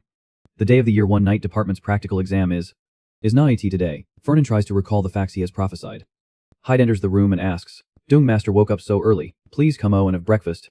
Before his eyes, Fernan is using his scepter to create a formation. Hyde calls. Dooming Master. What are you doing again? He notices him at this moment. Hyde. That is perfect. I am going to watch the year 1 night's midterm exam. I need an escort so go with me. He replies. The Duke just called me back to the main house so I will have to come later. He secretly curses. Why does AT have to be today? Then turns to say to Hyde. I see. Then I will ask someone else. He is curious. Someone else. You do not have any friends at the academy. Fernan angrily retorts. I do. A friend bought with money. Then he appears in front of Luna's room. Her expression is confused and she asks, you need an escort to collect elixirs. The exam is coming up. Does IT really have to be today? Fernan makes an excuse. Delaying IT will reduce the effectiveness. So I have to go now. Luna still firmly refuses. I am busy studying. He makes a condition. If you go with me then the interest for a few months after graduation will be waived. She does not say a word and pulls Fernan's hand. Let us go. Luna asks, so where is IT? He gives an address. The Northern Mountain Range. She is shocked. What? The year 1s are having their midterm exam. If students other than year 1s enter they can be punished for violating the rules. Fernan replies calmly. Nothing in this world can't be bought with money. Luna sighs. Just say you are bribing someone. The person who will receive the bribe is Professor Grapp. Right, he grins and replies. Professor Grapp is easygoing. I like him a lot. She suddenly turns around and says, I am going back to the dorm. Fernan is stunned hearing this. He shouts, oh come on, I'll be UVA soon. I said you do not have to worry about getting caught. You are a knight but you are going back on your word. Luna turns back and replies, It's not that. I forgot to bring my sword. Fernan is relieved. Is that so? Go quickly, and watches her back happily running back to the dorm. After arriving he whispers protectively, we have to hide our presence or the professors and assistants will discover us. Although you can bribe Professor Grapp, but wandering around like this will cause trouble, she sarcastically says, so you also know AT will cause trouble. AT's a heavy crime if you know and still do AT. Fernan teases. Yeah. Be good. Just be good like this.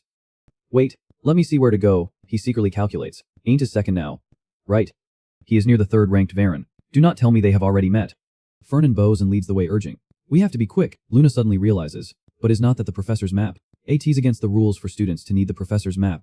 How much money did you bribe Professor Grapp? He sighs thinking, was IT a mistake to bring her? Then says to her, just follow me quietly. Suddenly a sound rings in their ears. Luna looks around cautiously. That was the sound of a monster. Right? Fernan doubts. Do not tell me. That sound rings again. She turns and says to him, AT's the year ones. I am going to see. Fernan tries to stop her. Wait a moment. Luna. AT's dangerous to go alone. Wait a moment. In just a flash Luna has disappeared into the forest. He shouts her name. Luna. He finally catches up and sees Luna is sitting and examining a student. He is unconscious. Ada seems he was attacked by a monster. Thanks to the defense magic on the map he was not seriously injured. But something is strange. The monsters here are usually not this brutal.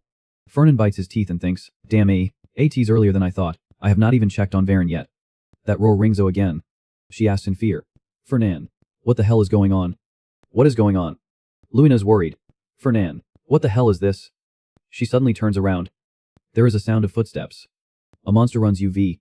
Luna quickly passes by and eliminates IT. The monster clenches its hand. AT turns around surprising Luna. She is scared. Why does not AT stop? I chopped off its hand. Suddenly the monster is blown away by earth and stones. The earth and stones in the hollow fly up with a red color. Fernan casts a move. The pieces of earth and stones fly towards the monster. The monster painfully dodges. Luna jumps on a tree avoiding the earth and stones. She jumps to the other side. Fernan lands in front of Luna. She shouts. What the hell is that? He says seriously. AT's berserk. That thing can't feel pain. A berserk monster is on a completely different level than a normal monster. They only focus on the living creatures in front of them. The only way to kill them is to chop off their heads. Luina is surprised. Why are there berserk monsters? The prophecy mentioned the monsters discovered when a demon appears. While the professors are busy dealing with the unusual event, Varen attacked Ain't with the power of a demon. And Ain't is struggling with an overwhelmingly strong opponent to awaken, when the main character is in crisis. There will always be trouble happening around. AT's the same now. Luna scolds. The monster is going crazy and you can still laugh. Fernan orders. Luna, now. Deal with that stubborn. Damn monster. A piece of paper disappears at one corner. Varen kneels down. Again. He is scared. AT's you again. Ain't Armian. Where are you going? AT's not a V. Ain't turns his head. No. AT's a V. The result is decided. You lost. Varen. Varen is devastated. Lost. I have to win. Ludger glances. Sorry. AT's just that I had too high expectations. There is nothing to apologize for. Varen blames himself. I disappointed the prince. You idiot. My younger brother is much better than you, and the expectations of the family. If I mess up this time, I will also lose my position as heir. I must defeat Ain't Armian this time. Suddenly Varen launches high. Ain't looks up at him. He smiles. Varen is angry and his eyes turn red. Ain't delivers a fatal blow to Varen. Gardner scolds. Why do these guys keep rushing at you like they want to die? They are weak and they do not accept defeat. AT's shameful and lacks knightly style. Just eliminate him. Ain't shakes his head. I can't. He is annoyed. He is a maggot that dirties the honor of a knight. He leaves calmly. This is just a test, not recombat. Leave him here. The professor will take him away soon. Luina and Fernan look around. She turns to Fernan. Forget about the herbs. Hand this place UV to the professors and assistants and leave quickly. Fernan refuses. No, I can't give up. Now we will cross the monsters and head west. Luina scolds. You are really crazy. He says calmly. What is crazy? You took down that berserk. They may be stubborn but they are not impossible to kill. Luina is uncomfortable. You knew about this beforehand so you needed an escort. Fernan is embarrassed. Of course not. How could I know? She looks UV. Eta does not matter. I just feel uneasy. Is that medicine more important than your life? Fernan laughs. Of course. He shouts and runs. The medicine is more important. Luna yells. Fernan, that crazy guy. Luna is angry. What is this? A place with medicine. Fernan nods. Yeah. Fernan is surprised. Oh my. Eta seems he finished fighting with Ain't. Luna announces. Fernan. Someone fainted. He stops her. Luna. Wait. Do not come near. She looks at him in surprise. Varen Kalbunder. I thought he was so good. Who did this? Eta seems he fainted after fighting. I need to help him up. Come here and help. Fernan avoids. I told you not to. Stay away from Varen. Luna is angry. You can't leave an unconscious person lying here. What if a monster goes berserk? At least take him somewhere safe. Luna is surprised. She quickly retreats and runs away. Luna is scared. What is with this aura? I have never felt this aura before. Varen Kalbunder. No. Is AT still Kalbunder? Fernan explains. AT's demonic energy. Luna is surprised. Huh. Demonic energy. So that dark aura is released by a demon. He says seriously. Right. Varen Kalbunder has been possessed by a demon. The dark Varen gets up. Something is wrong. According to the prophecy, Varen should be demonized right when Aint awakens. But Ada seems. The target has changed. Luna realizes. You mean the demon borrowed Kalbunder's body to reappear? How do you know? Fernan comments. Looking at his eyes, he really lost consciousness. Luna suggests, we need to subdue Kalbunder first. Fernan shouts. Luna. Hold him for 10 minutes. Luna turns. Fernan. What are you saying? Suddenly from above, Varen jumps down and attacks. Luna shouts. Kalbunder, 80s me. Birchef. They engage in close combat. The two swords clash. Too strong. At this rate I will be pushed back. Varen is knocked away. He falls to the ground. Luna goes to attack. She shouts. Varen, Kalbunder. Wake up. Varen screams. Kalbunder. Luna raises her sword. She jumps up high and lands. Varen sits up with red eyes. Luna stands with her bright blue sword. Varen lunges. They prepare to rush at each other. The two swords slash wildly. Streams of light spark with many colors. Luna stops. She comments, my aura is dissipating faster because of the demonic energy he is emitting. What should I do? At this rate I will run over Ra. Eight is not like there is no way. Luna shouts. Fernan, you. Fernan signals. Luna. Come here. Varen with red eyes turns his head. He is jumped on the head by Luna. Fernan says calmly. Hurry up, Luna is angry. Why are you only showing your face now? Suddenly he runs, making her angry. No. Why are you running? Fernan says indifferently. Why? Because he is a demon. Luna scolds. You are running away alone. Are you still human? He argues. I am not running away. Fernan explains. I am setting a trap to take down Kalbunder. A's not easy to take him down. He must have stepped on AT now. Varen steps on AT and falls. He is sucked into a red magic circle. The circle suddenly appears with red sparks lighting up. Varen is attacked wildly by them. Luna stops. AT's not to the point of doing that. What will you do if Kalbunder is lost? Fernan says indifferently. He won't be lost. Look. If anything, he is even angrier.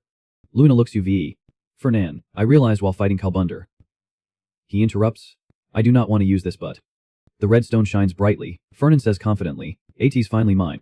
Varen is angry. Do not think you can swallow everything so easily. He shouts. Burn everything. Fernan with red eyes. Now then, let me show you my true power. Varen is burned by the fierce sparks. He collapses in pain. Fernan sighs in relief. Good, the operation is successful. Luna is stunned. The operation is successful. She is curious. Were not the items you used very expensive? Is not AT a bit wasteful? He says indifferently. Yes. But AT had to be done. Luna suggests, if we cooperated, we could have taken him down without those things. Fernan is confused. What are you saying? He is possessed by a demon. Do not you see that black skin and red eyes, and that strong demonic energy? She retorts. Ada looks like he really wants to destroy the world. But, the essence is still Varen Kalbunder. Fernan is surprised. Did not Aint Armian struggle a lot to awaken? Suddenly he thinks warily. Now that I think about AT, although Aint Armian is indeed a world-saving hero, but now he is just a Year 1 student who has not awakened his ability. Considering the current time, Luna, a Year 2 student, is stronger than Aint. Luna scolds. You did not even listen when I said I did not need IT. I focused on the word demon too much and forgot what was really important. How much money did I spend on the trap? Luna is worried. Can you still see? Fernan, are you okay? Varen stands up staggering while Fernan sighs. How much money did I spend? How much? Suddenly he jumps from behind. Fernan shouts and throws a punch. Do you know how expensive AT is? Varen falls to the ground. Fernan angrily looks at him being painfully beaten. Varen looks at the orb confused. That is, me. He stutters. Impossible. Fernan says calmly, the recording orb can't be edited. He explains, there is no way to fake AT. Varen regrets, but I do not remember anything after fighting Aint Armian. Fernan interrupts, that is why your senior is kind enough to explain AT to you. After losing to Aint, you were possessed by a demon and attacked us. Varen shouts, you have not even met a demon. How can you be so sure? Fernan says coldly, Varen, you have seen IT, so you should know. You were hit by a whole bomb to the head, pierced by a dozen magic arrows, then swallowed by a hellfire pillar. The fact that you are still alive is proof that your body is protected by demonic energy. Varen is speechless. Fernan sighs. Besides, we used too many things to stop you when you were demonized. He is confused. You mean the artifacts used to eliminate? I mean stop me. I will pay for AT. He pretends, and also serious psychological trauma. Having to face someone like you makes me think, oh, is this the memory replaying in the last minute of my life? Then, etc. and so on. Varen nods. I understand. What should I do for you? Fernan gives him a paper. AT simple. Sign here, then everything will be forgiven. Varen looks. Is not this a slave contract? No matter how you look at AT, these terms are a bit. Fernan interrupts. I do not know how to appreciate the kindness of my senior who wants to resolve everything quietly. If that is the case, then I have to handle a tie according to the law. I will submit this orb to the investigator. Varen is surprised. The investigator. The investigator is an organization directly under the emperor, with the main duty of finding and eliminating demons. In the name of eliminating demons, they once held absolute power. However, 1,000 years have passed and the existence of demons has been forgotten. Now they are just a formality. Fernan looks away. The investigator is looking for an opportunity to return to their former glory. They will probably be happy to receive this recording orb. Varen is angry. I said I have nothing to do with demons. Fernan says calmly, you have already merged with a demon, so it is not strange to be expelled from the academy. And do you think the Marquis will accept a son who sold his soul to a demon? Varen signs the contract. He bows his head. Please take care of me, sir. Oh no. Senior. Luina's worried. Is 80 okay for us to do this on our own?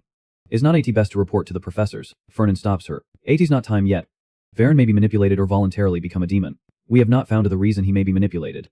Fernan says seriously, if Varen is being controlled by someone, then 80 means there is someone in the academy colluding with demons. If this matter becomes public, they will hide themselves.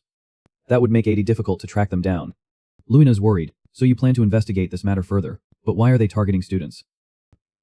Fernan shrugs. I am just guessing. The academy is where the most promising talents of the empire gather, so if they attack the students.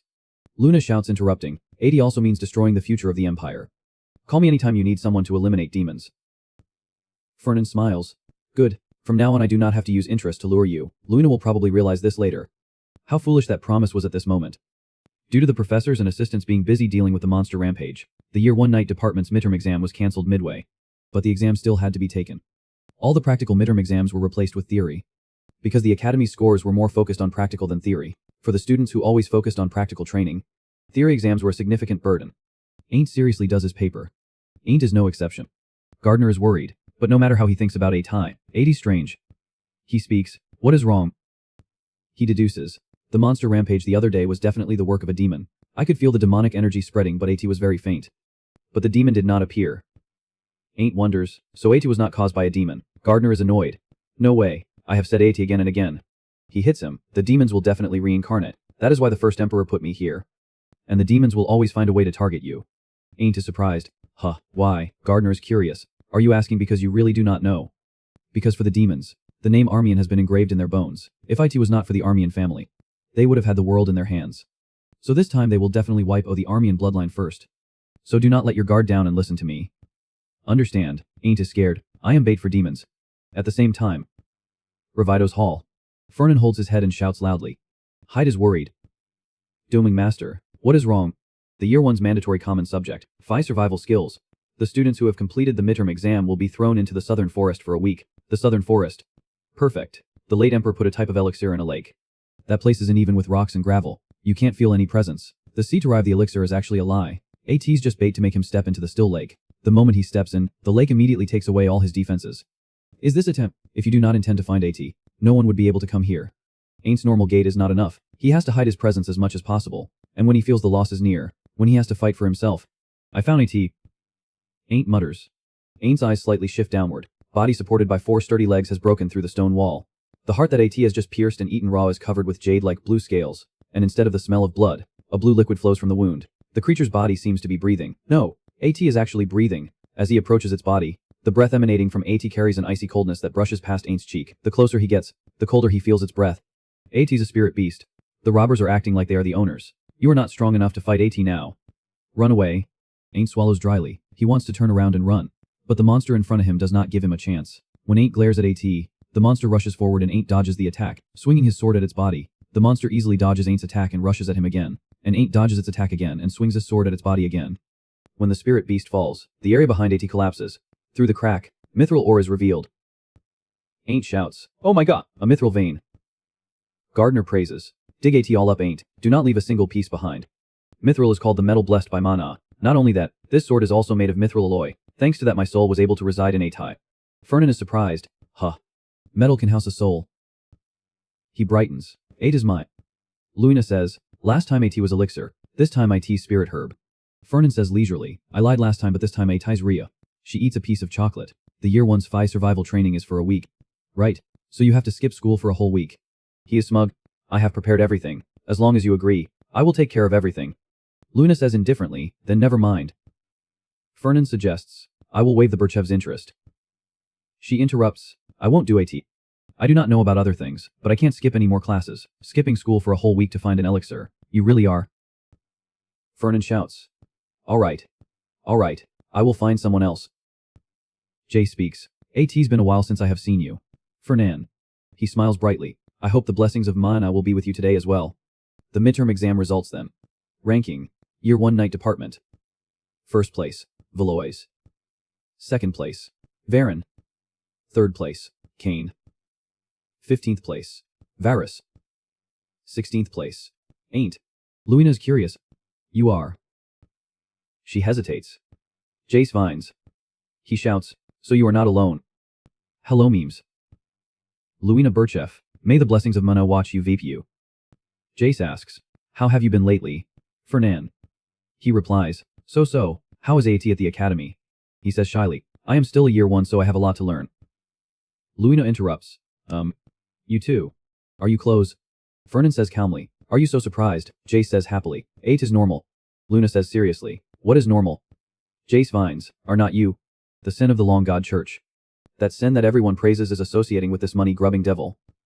He chuckles, says, Luina is probably not a mage so she does not know. The long god that the church worships is the ancient dragon that bestowed magic to mankind. We began to worship Manhwa and magic itself. Most of our followers are mages and we became a powerful mage organization because of that. To become a great mage, that person must be recognized by our Pope. Our power is that great. Luna scolds, I know that part. But what does Ada have to do with the two of you being close? Jace holds his hand, because the church includes mages, the operating costs require a huge amount of funding. And Fellingberg is the largest sponsor of the church. Countless magic items made by the church are circulating through the Fellingberg's Merchant Association. The Long God Church and Fellingberg are inseparable.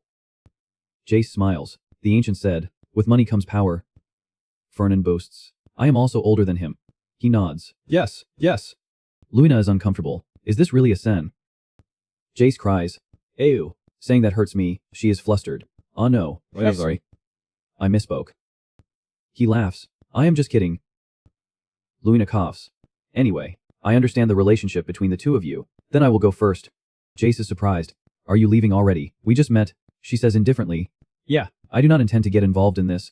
He is friendly. If you change your mind then feel fuckery to come back here. Goodbye mems. Luina, may the blessings of Mana be with you. Then. Jace smiles.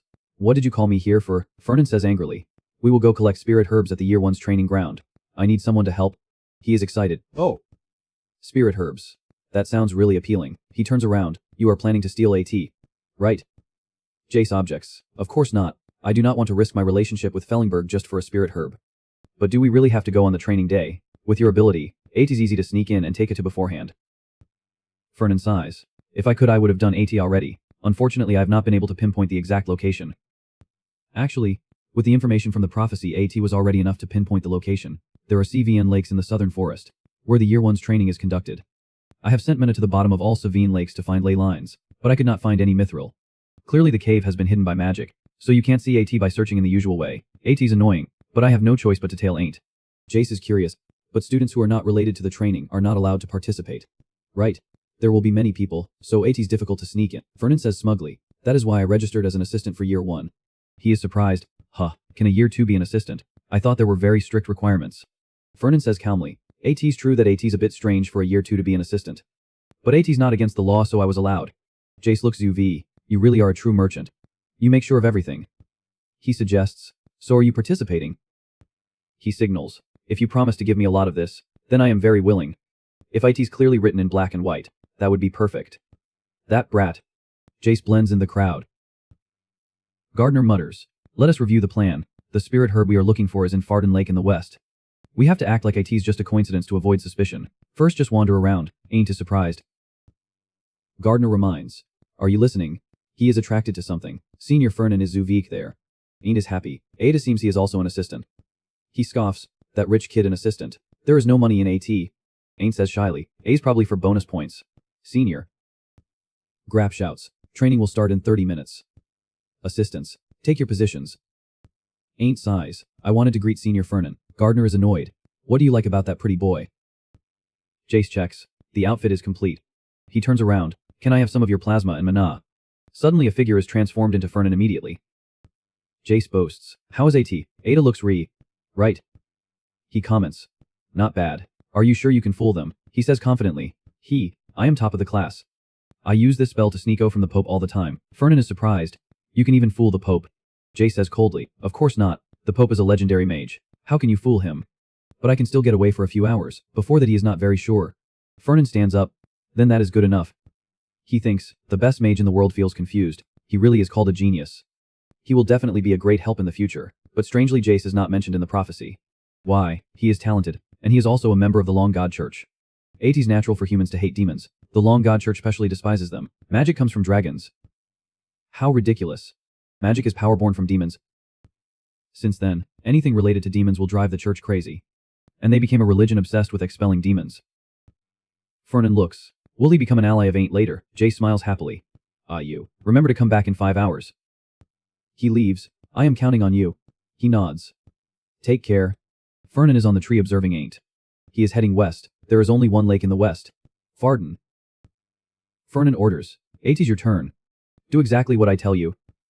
Understood. Varen faces Ain't. He is surprised. Varen Kalbunder. He is embarrassed. Ain't wonders. What is wrong, Varen? You really want to fight again? You know Ain't is impossible. Varen curses secretly. Of course I know that. You bastard. I do not want to look so pathetic either. Varen remembers.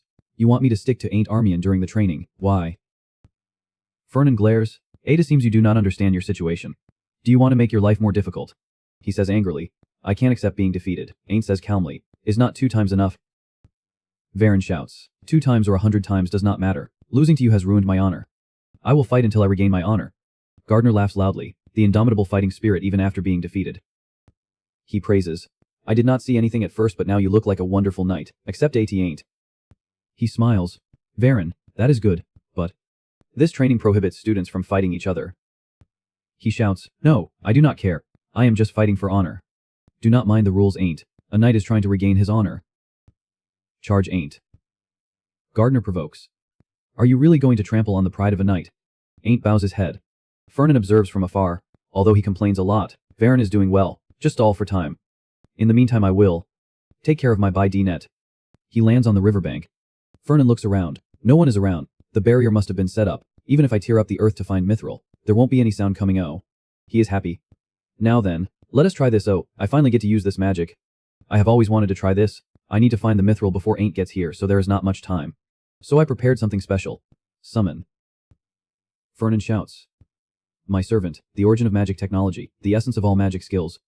Mixed with the nature of a merchant, a huge mountain of money. James opens his eyes fiercely. Ada looks at the self-satisfied Fernan. He orders, from now on your name is James. Let us go, James. It's time to find Mithril.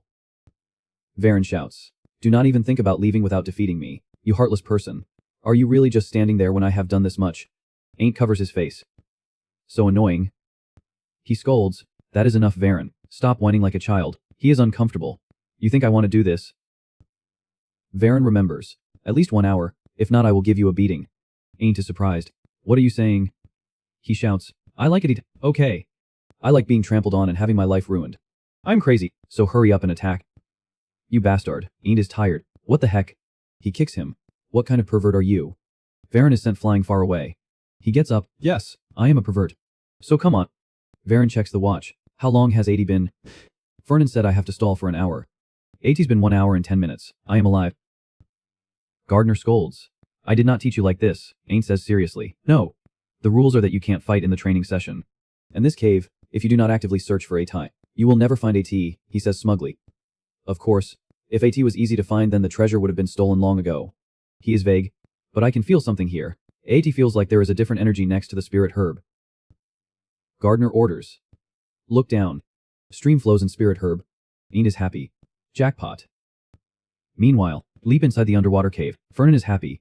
He jumps up and down with James. I found AT. Ain't is pleased. Here comes trouble. AT's true I found the spirit herb, but how do I get IT? Gardner reflects.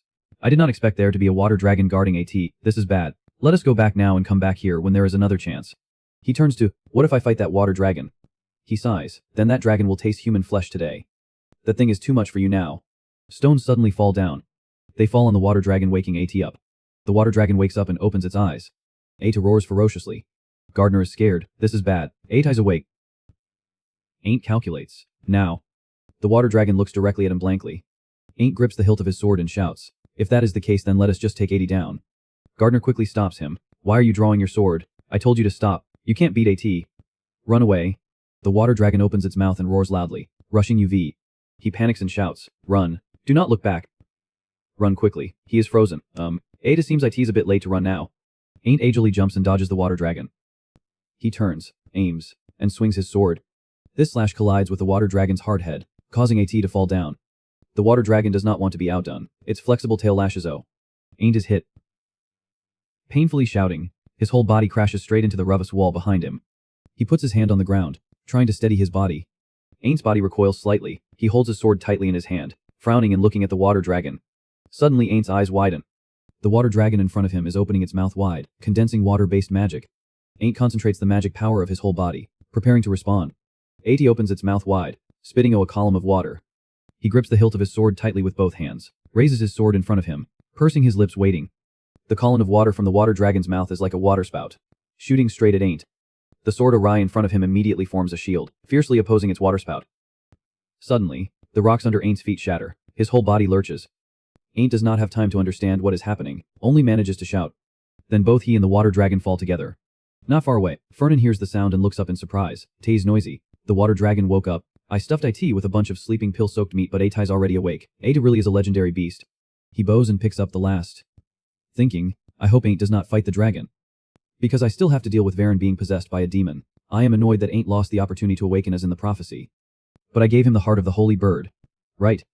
AT should be fine." Fernan walks while asking James, "James, have you dug everything up? Let us get O." He carries the Roto C in front. AT carries a large bag on its back, obediently following behind. At this time, on Ain's side, he is struggling to cling to the Ruckus wall, preventing himself from falling further, his arms using so much force that they are shaking. Ain't softly groans. He tried his best to climb up. With his whole body out of suspension, Ain't knelt on the ground, panting, mumbling. Almost died. Gardner grumbled, "That is why I told you to run." He gave a bitter laugh. "I wanted to run too, but the water dragon charged like Ita wanted to kill me." He was so annoyed he poked Ain's face a few times, irritably saying, "If the ground had not collapsed from the impact, you would be in its stomach right now." He sat up straight. "But I am doing okay." Gardner seemed to agree. "Indeed, thanks to that holy bird heart, your aura has gotten stronger. Look, the spirit herb is still safe." Thankfully. Following the direction he pointed, Ain't frowned slightly. "AT's so high up. At'll take a while to climb out of here." A thought suddenly flashed in Gardner's mind. He turned and flew in the opposite direction, calling out, "Ain't, come in here." I sensed something strange from that direction. Ain't was surprised. "Huh, but I do not feel anything." Gardner got annoyed again. "Stop talking and hurry up." Ain't sighed helplessly, replying, "Okay." He looked around a bit and then asked curiously, "Is this the place you said was strange?" "There is nothing here." Right now, the two were inside a high ceilinged passage. But other than the rocks, there was nothing special about ATI. Gardner looked around, shaking his head. "No, there is definitely something here." Ain't lowered his eyes. "Let us just get the spirit herb and leave." Just then, he suddenly saw something. Gardner called excitedly, "Ain't, UV there. Look, there is light." He rushed UV. "A's true. What could AT be?" He did not bother to speculate, urging him, "Dig AT up quickly. Hurry, hurry." Ain't nodded, lifting each stone with effort. "Okay, okay." He threw the stones he had lifted to the side with a thud. The light in front of them was now even clearer, and Ain't could vaguely see iridescent colors reflecting on his face. He exclaimed in astonishment, "This is..." Gardner's eyes shone brightly. Extremely excited. Scene changes to inside the forest. Jace smiled, asking, "Did you find what you wanted?" Fernan put on his jacket, nodding, "Yes, no problems on this side either." "Right." He put his hands in his pockets, calmly replying, "No, just a few monsters going berserk." "Good job." A strange smile suddenly appeared on Jace's lips. Then, Fernan understood. Our trading company will place an order with the church today, according to the quantity in the contract." He cheered happily, his smile stretching from ear to ear. He tidied up a bit and then bid farewell. "Then see you later, Jace." Jace hugged James, waving back enthusiastically. "Thank you so much, boss. May the blessings of Mana follow you." Fernan sat on a tree branch, leisurely admiring the shimmering stone in his hand, thinking to himself, "To think I can get my hands on Mithril. AT's so rare that not many people can even see AT in person. Now I just need to find the right ore to combine AT with. Mithril can absorb and conduct Mana very well, but AT can't realize its full potential on its own. AT needs to be mixed with another metal to truly shine. Of course, A can't be just any ordinary ore. The best combination with Mithril is..." He unconsciously muttered aloud, Adamant. A metal harder than all others. But adamant is as rare as mithril. Even if you have the money, you can't necessarily buy AT, so where am I going to find AT? I wonder if the prophecy can tell me. Suddenly, a mournful cry rang out below Fernan. Help me. But he was lost in his thoughts, paying no attention, still muttering incessantly. Adamant. Adamant. Adamant. Arya ran frantically, crying. Save me. Behind her was a pack of dogs. Arya kept running around the base of the tree where Fernan was sitting, anxiously calling. Professor. Save me. Save me. Professor. Are you really ignoring me? I said save me. He absent-mindedly tossed the mithril stone up and caught AT, replying, okay, gotta save people in danger. But Anya was really in danger from being chased by dogs. The smile on Arya's face twisted. She flexed her legs, jumping up. With a light movement, Arya jumped in front of Fernan. The dogs suddenly lost their target, stopping in unison. Then, they all looked up at the tree branch, barking wildly. He glared at Arya. Deal with them. AA's too noisy. She gave Fernan a dissatisfied glance. But then Arya waved her hand towards the pack of dogs, and a gust of wind flew. The small tornado rushed straight towards the dogs, cutting into their flesh, instantly annihilating the entire pack. She leisurely sat down on the tree branch, asking, Is that okay? He did not answer but asked in return, What bidey net do you have with me? Arya smiled brightly. Nothing. AT's just a coincidence, Fernan coldly said. Then leave. She immediately frowned. AT's not a coincidence. I have a reason. So curt. Huh. He did not even glance at Arya. What? You want to build a relationship with someone from the Duke's selection family? Arya Fridian. She smiled when she heard that. Arya exclaimed, You gave IT away. Is 80 that obvious? Fernan coldly replied. I heard rumors that you often hit on the selection Duke's family. She said flippantly, Now that I have been discovered, let us be friends, but in return, she received his blunt refusal. No. Arya was a little stunned. Why? Fernan said matter-of-factly, Because I am older. She was taken aback. Should not selection families be close to each other? He shook his head. Just because we are both selections does not mean we have to be close. Arya laughed. The Fridian only became a selection family when they replaced Birchef. So we want to be close to other selections. So please, she dragged out her words. Fernan raised an eyebrow. Are not there other selections in the same year? Ain't Armian. For example. Arya tilted her head, her light green eyes showing a sly look. How can elves only eat meat? They have to eat fruits and vegetables sometimes. He smiled, secretly commenting, She does not even bother to think. Arya Fridian, unbelievably thick-skinned. She exclaimed innocently, I want to be friends with all 6 selection dukes. Suddenly, a roar echoed from one direction, startling them both. At this time, a female teaching assistant ran past, snapping, What are you babbling about? Call the professor quickly. A water dragon appeared at Lake Pardon. Fernan was secretly shocked. Water dragon. Arya looked puzzled.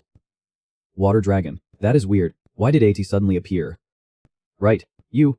Before she could finish, he quickly dashed away. Arya exclaimed in surprise, Hey, do not tell me you are running away. Fernan was in no mood to tell her anything. He gritted his teeth, rushing towards Lake Pardon, anxiously thinking, What went wrong? The prophecy did not mention anything about a water dragon going crazy. In the Lake Pardon area at this time, the students were quickly running away. A teaching assistant shouted, This way, clear the path. Amidst the dragon's roar, the teaching assistant raised his voice. First years. Gather. Teaching assistants. Protect the first years from the front. Behind him was Ain't. He recalled the situation underground not long ago. Gardner had instructed him. Ain't, that dragon is targeting you because you took the spirit herb. Hannah TUV to the professor and teaching assistants. Let us get out of here. Escaping from his memories, Ain't resolutely replied. Understood, then turned to the students and said, Be careful not to attract attention. Everyone around them was still scrambling to flee the area. Shouts and cries of run kept ringing. The water dragon emerged from the lake, its cold eyes locked on his back. Ada roared with its mouth wide open. Ain't was startled, his eyebrows furrowed, a feeling of fear spreading throughout his body. A dark figure suddenly appeared, blocking Ain't's back. The staff in Fernan's hand released magical power, firing a beam of energy towards the water dragon. He stared at IT, muttering incantations. The magic suddenly changed. Sharp pieces of reed continuously attacked the water dragon. AT was caught off guard by the rain of stones, instantly getting injured and spitting a mouthful of blood. The water dragon's cold blue eyes locked onto Fernan. He was startled, exclaiming inwardly, Is AT too much? In the moment of danger, Grap's voice suddenly rang. Good endurance. Fernan, leave the rest to the professors. The water dragon spat a huge pillar of water, but he swung his sword, dashing in front of AT. The teaching assistants below also continuously fired all kinds of magic, assisting Grap. The water dragon was hit repeatedly, quickly thrashing its tail and diving into the water. The female teaching assistant with a freckled face shouted. AD ran away. After AD. Fernan wiped the sweat off his cheek, secretly feeling strange. That is weird. Did my intervention slightly alter the prophecy? But as long as the hero is safe, 8 is fine. My investment has not paid off yet. If he sacrifices himself, I am done for. Thinking so, he turned to look at Ain't with concern. Ain't, are you okay? What greeted Fernan was a look of worship. The boy covered his mouth with his hand, his eyes sparkling with tears. He was stunned. Guessing inwardly, what is with this guy? What is with that look? Is he scared? Ain't still looked at Fernan intently. Exclaiming emotionally, Senior, you came to save me, he awkwardly replied. Huh. Well, protecting the students is the job of a teaching assistant. But whatever, it is good that you are okay. Go handle your own BID-net. As Fernan turned to leave, Gardner suddenly reminded Ain't, we still have BID-net with him. Do not let him go. He hurriedly called after him. Senior, I have something I want to say. Can I have a few minutes? Fernan looked back at him. Speak, what is AT? Ain't scratched his cheek. Hesitating, AT's a little hard to talk here. The two went deeper into the forest. He stood facing him, asking, do not worry. No one can hear you. Just say what you need. What do you want? Ain't smiled, opening his mouth. I do not know. Does your trading company deal in minerals? Fernan nodded. Of course we do. Why? You want to buy some? Before he could answer, he denied AT himself. No, that is not IT. What can you buy when you are so broke? AT's more reasonable to sell something. Ain't helplessly mumbled. Yeah, there is no denying that, but why does AT feel so sad? Fernan was startled. Exclaiming inwardly, oops, I slipped up. He is too easy to get along with. I almost forgot. This is the person who will cause me to get kicked. Oh, he could imagine Ain't standing high above, looking down at him, frowning and exclaiming, broke? How insulting. Senior. That image made Fernan's spine tingle. I am sorry if I hurt you. Ain't surprisedly let out a huh. He waved his hand. I did not mean do not mind AT. He hurriedly replied. I was just kidding, but Fernan was still very serious. No. Really? Gardner whispered in Ain's ear. What is wrong with this Doom Master? He is really apologizing. Fernan solemnly asked. So what do you want to sell me? He lowered his head and smiled happily. Yes. Here. Ain't took a glittering, bright green stone from his pocket. He looked at AT carefully. Secretly shocked. Adamant. I was just racking my brains about where to find AT, and now IT just appears like this. This luck. No, I do not have a T yet. Calm down. Fernan hurriedly raised his hand to cover his mouth, suppressing the smile that had already reached the corners of his lips. He coughed softly. Adamant. Are you really going to sell me this? This is not just any pebble. Where did you get AT? Ain't looked at Fernan's calm demeanor. Secretly admiring, he is so calm when he sees Adamant. A's great to be filthy rich. He gave an embarrassed smile, scratching his head. Replying, I can't say, but I promise it is not from any shady source. Do not worry. I have so much that my subdimensional space is overflowing. He covered his mouth, inwardly shouting in shock. Overflowing? No doubt. He must have found AT under that cave. I did not get the mithril, but I got the adamant. He is definitely the main character. Is this the luck of the main character in the rumors? But what kind of cave has both mithril and adamant? Under Fernan's scrutinizing gaze, Ain't still smiled brightly. If you are interested, my terms are like this. Gardner suddenly babbled incessantly. Ain't. Be careful. The Peliburs will steal your nose without you noticing. Do not accept anything if he tries to negotiate. Ain't. Are you listening? He ignored him, finalizing his terms and concluding. The terms sound pretty good. He nodded. Okay, I will buy them under these conditions. Gardner on the side was stunned. What? He just agreed like that? Fernan was a little curious. You would get more money if you auctioned IT. Why are you selling AT to me? Ain't calmly replied. Well, I want to get rid of AT quickly. AT's so rare that if AT gets I will be surrounded by enemies. Armian is not strong enough to protect me from that. He suddenly asked, what about me? He was startled. His bright eyes widened, letting a huh. Fernan made a cutting motion with his hand. If I kill you and steal all the adamant. Ain't laughed. Pushing him, you gave me the holy bird heart, and you fought the water dragon to save me. You have done so much. Fernan still could not believe Ain't. Do you really trust me? He smiled brightly, looking at him with trust. Others might, but Senior definitely would not hurt me. He thought. Looks like saving his life scored a lot of points. Is that ATM? Fernan clapped Ain't on the shoulder. That is right. Ain't. I care about you a lot. He smiled. I know. His voice suddenly lowered. And I am also the one who saved you from that water dragon. Right. Ain't was a little dazed. Yes. You are. Fernan leaned close to him, his expression a bit scary. So Ain't. If one day you feel like turning me into a beggar. Ain't did not understand. Letting a soft beggar, he put both hands on his shoulders, looking extremely serious. I want you to remember this day. Do not forget that I risked my life to save you. Got AT? Ain't was frightened by Fernan's appearance. Quickly replying, yes, I got IT. Senior. Hearing this, he immediately broke into a hearty smile. I will prepare the contract and contact you. Finishing speaking, he turned to leave. He softly replied, yes. Left alone with Gardner, Ain't wore a confused expression. What was that just now? Turning him into a beggar, Gardner hid in his pocket, exclaiming, he is crazy. He must be going insane because of the adamant. Scene shifts to the Pelleberg mansion. Hyde respectfully greeted Fernan. Dooming Master, you are back. He pushed open the door and entered the study, sighing, then started to rant. I have to go to the Duke's mansion for a while. What happened while I was away? He cut Hyde off. Oh, Hyde, you are back. He widened his eyes, exclaiming incredulously. Good heavens. What is all this? In the study, Fernan was sitting on a pile of glittering mithril and adamant, looking smug. Hello. Is this the first time you have seen mithril and adamant together? Hyde calmly asked. Wait, where did you get this rare ore? He smiled. Some of AAT was dug up, some of IT was bought. AT's nothing much. He bent down and picked up a piece of adamant, exclaiming, you can't necessarily buy this even if you have the money. Selling this pile would blow away this year's revenue target. Fernan shook the glass of wine in his hand. I am not selling AT. Hyde frowned. You are not. Then what are you planning to do? He calmly replied. I am going to create a giant IU golem, with its own will and actions. I have always wondered. A knight has a loyal warhorse, and you has a spirit as a companion. But why do not merchants have anything like that? Why are merchants such lonely beings? So I decided to resolve this absurdity by creating a giant golem with an IU. Hyde's face did not change. Absurdity. Can you even call AT an absurdity? Fernan paid no attention to him, continuing to babble. A golem needs a massive amount of knowledge about advanced magical technology and an astronomical amount of funds, which means you can't even dream of achieving AT unless you are filthy rich. Is not that too perfect for a merchant? He glanced around, cold calculation flashing in his eyes, secretly adding, especially when there is going to be a war with demons in the future. In the terrifying era when demons run rampant, AT will be a reliable bodyguard to protect me. So I have to make AT as solid a support as possible. Hyde stood aside, helplessly watching his Doom Master lost in thought, wondering, why does a merchant need a golem? But the Dooming Master seems happy these days, so I will keep quiet. He did not question the reason anymore and just asked, but how big is giant? Fernan smiled. 10 meters. Hyde was surprised. 10 meters. Why so big? He glanced at him, the smile disappearing from his face. So what? Because IT's cool. A strange light suddenly flashed in Fernan's red pupils, a jolt of pain like electricity running through his head. Fernan panicked, thinking, this headache. Is not IT another annoying prophecy? Then, he screamed madly in pain, finally completely losing consciousness. Hyde cried in fear. Dooming Master. A moment later, Hyde offered a thermometer. Please hold this in your mouth. Fernan shook his hand away, trembling. I told you I am okay. Hyde firmly pressed him down. Okay. You just fainted. Do you know how many times you screamed in pain?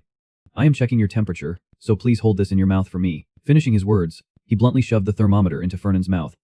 Hyde muttered while timing with a clock. AT must be from the lightning strike. He sat obediently, holding the thermometer in his mouth, pondering. I can't rest at all. Another prophecy. This time AT's at sea. The image is on the deck of a ship, someone standing in front of Ain't, coldly exclaiming, go to hell. Armian, a demon-contracted assassin, has sneaked onto the Yak gathering for a club and attacked Ain't. The Yak Club is one of the Academy's social groups. Only students from noble families are allowed to participate. I also participate in the club and often attend parties to maintain relationships. Not only that, I was the one who suggested turning the simple tea party into a luxurious yak trip at sea. But this time a monster appeared. The students panicked, crying, oh, monster. Why is there a monster here? Get back to the ship now. And the demon-possessed person sneaked onto the ship. Ain't is another employee from my company. Everyone is talking about AT. Ain't confirmed the face of that demon-possessed person. If he remembers correctly, he is one of the crew members. Could the Pellebergs be involved? If so, they would be traitors to humanity. If not, then they are even more incompetent than I thought. Recalling the entire prophecy made Fernan seethe with anger. He cursed under his breath. There are people who just know how to sit back and wait for the rewards. But me? God damn it. He is now the villain receiving the full com villain buff. Fernan continued to mutter in his head. No wonder Ain't thinks I am plotting against him. Everyone would think I am colluding with the demons in that situation. Hyde on the side reached out to check the thermometer, thinking, AT seems to be ready. Let us see. The Dune Master's aura. His eyes suddenly changed, a look of surprise evident. So, while he was telling himself that he was doomed if he screwed up this time, a bag of ice-wrapped towels was placed on his head with a thud. Hyde stood there seriously. Dooming Master, you have a high fever. We need to call the doctor right away. Fernan glared at him, his face flushed red. I told you I am fine. Hyde continued. I heard there is a guest coming to the company today. Maybe AT's best to refuse him. He was a little surprised. Guest, I do not have any schedule today. A look of greed suddenly appeared in Fernan's eyes. He secretly felt excited. An uninvited guest. I smell money. He asked. Who is AT? Not long after, Fernan was facing Grapp's smiling, wrinkled face in the living room of his house.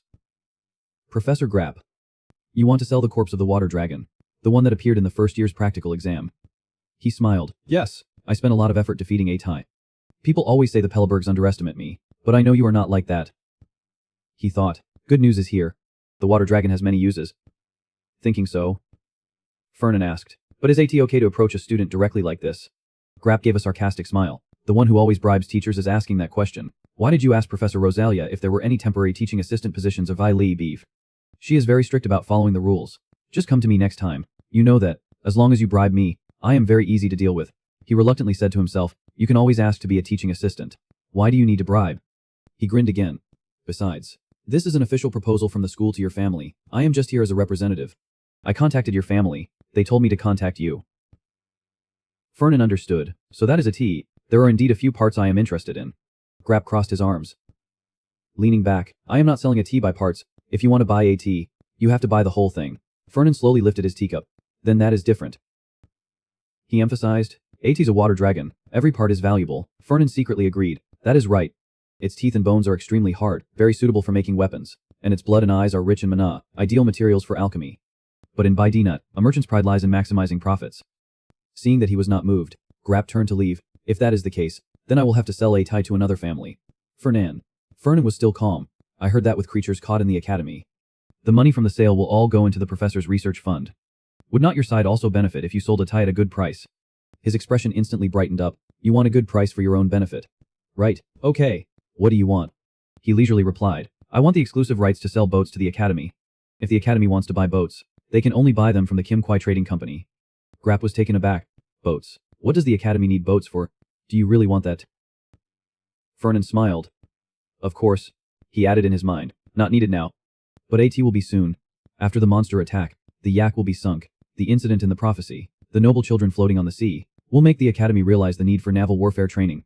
The school will organize mock battles, which means boats will often be damaged, leading to huge repair and purchase costs. In other words, this is a long-term profit. Thinking like that, he reached his hand to Grapp, who firmly took a T. Okay, I will propose A to the headmaster. Scene changes to a bookstore. A customer asked the shop owner, do you have a Bidetch cookbook here? I have been looking on the cooking shelf but I can't find AT. The shop owner was a man with narrow amber eyes with a sinister gaze, slightly wavy gray hair. He smiled politely, replying, if IT's not there, AT must have been sold. Let me check the warehouse to see. Finishing his words, the shop owner turned and left the counter. The female customer happily nodded. Okay. He walked to the end of the room, opening a door. The bookstore owner stood in front of the towering bookshelf in the warehouse. Carefully searching, let us see, Bidetch cooking. Suddenly a distorted shadow appeared in the middle of the room. A pair of bright eyes appeared behind him. Speaking. Report. After checking, we confirmed that Ain't Armian has never met Varen Kalbunder, who went crazy because of the demonic energy. According to the plan, Kalbunder should have tracked Armian's mana after being defeated. But Ada seems someone has intervened. The shop owner rolled his eyes. Intervened. The shadow replied, I have not been able to identify who Atai is. The traces have been erased. The hand gripping the bookstore owner's ladder suddenly tightened. He slowly climbed up the ladder, his voice exuding danger. So there is no way to find him. Is that what you mean?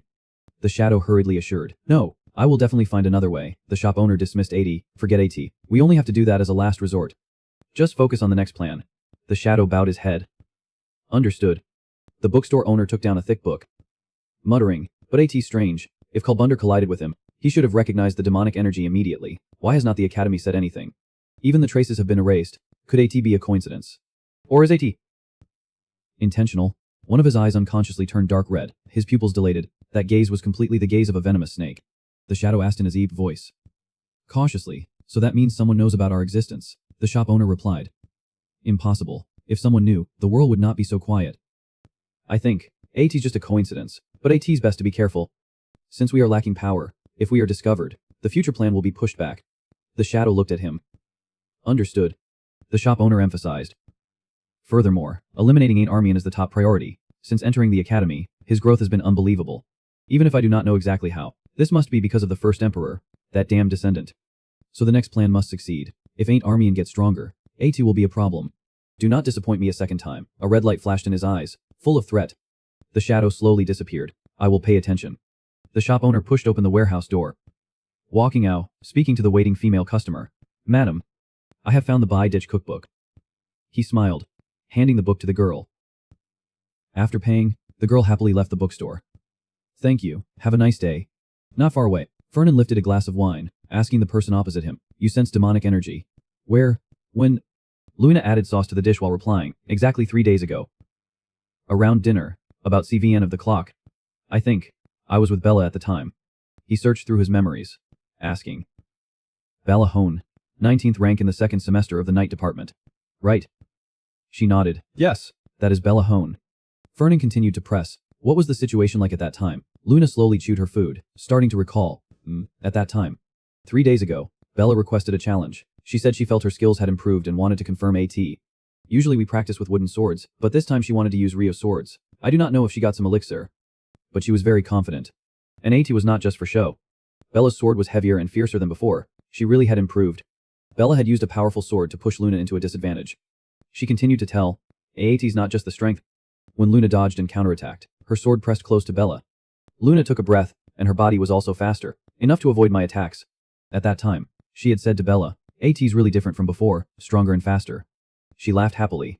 Right, I've been feeling full of energy and have much better control of my body lately. Hearing you confirm AT makes me feel much better.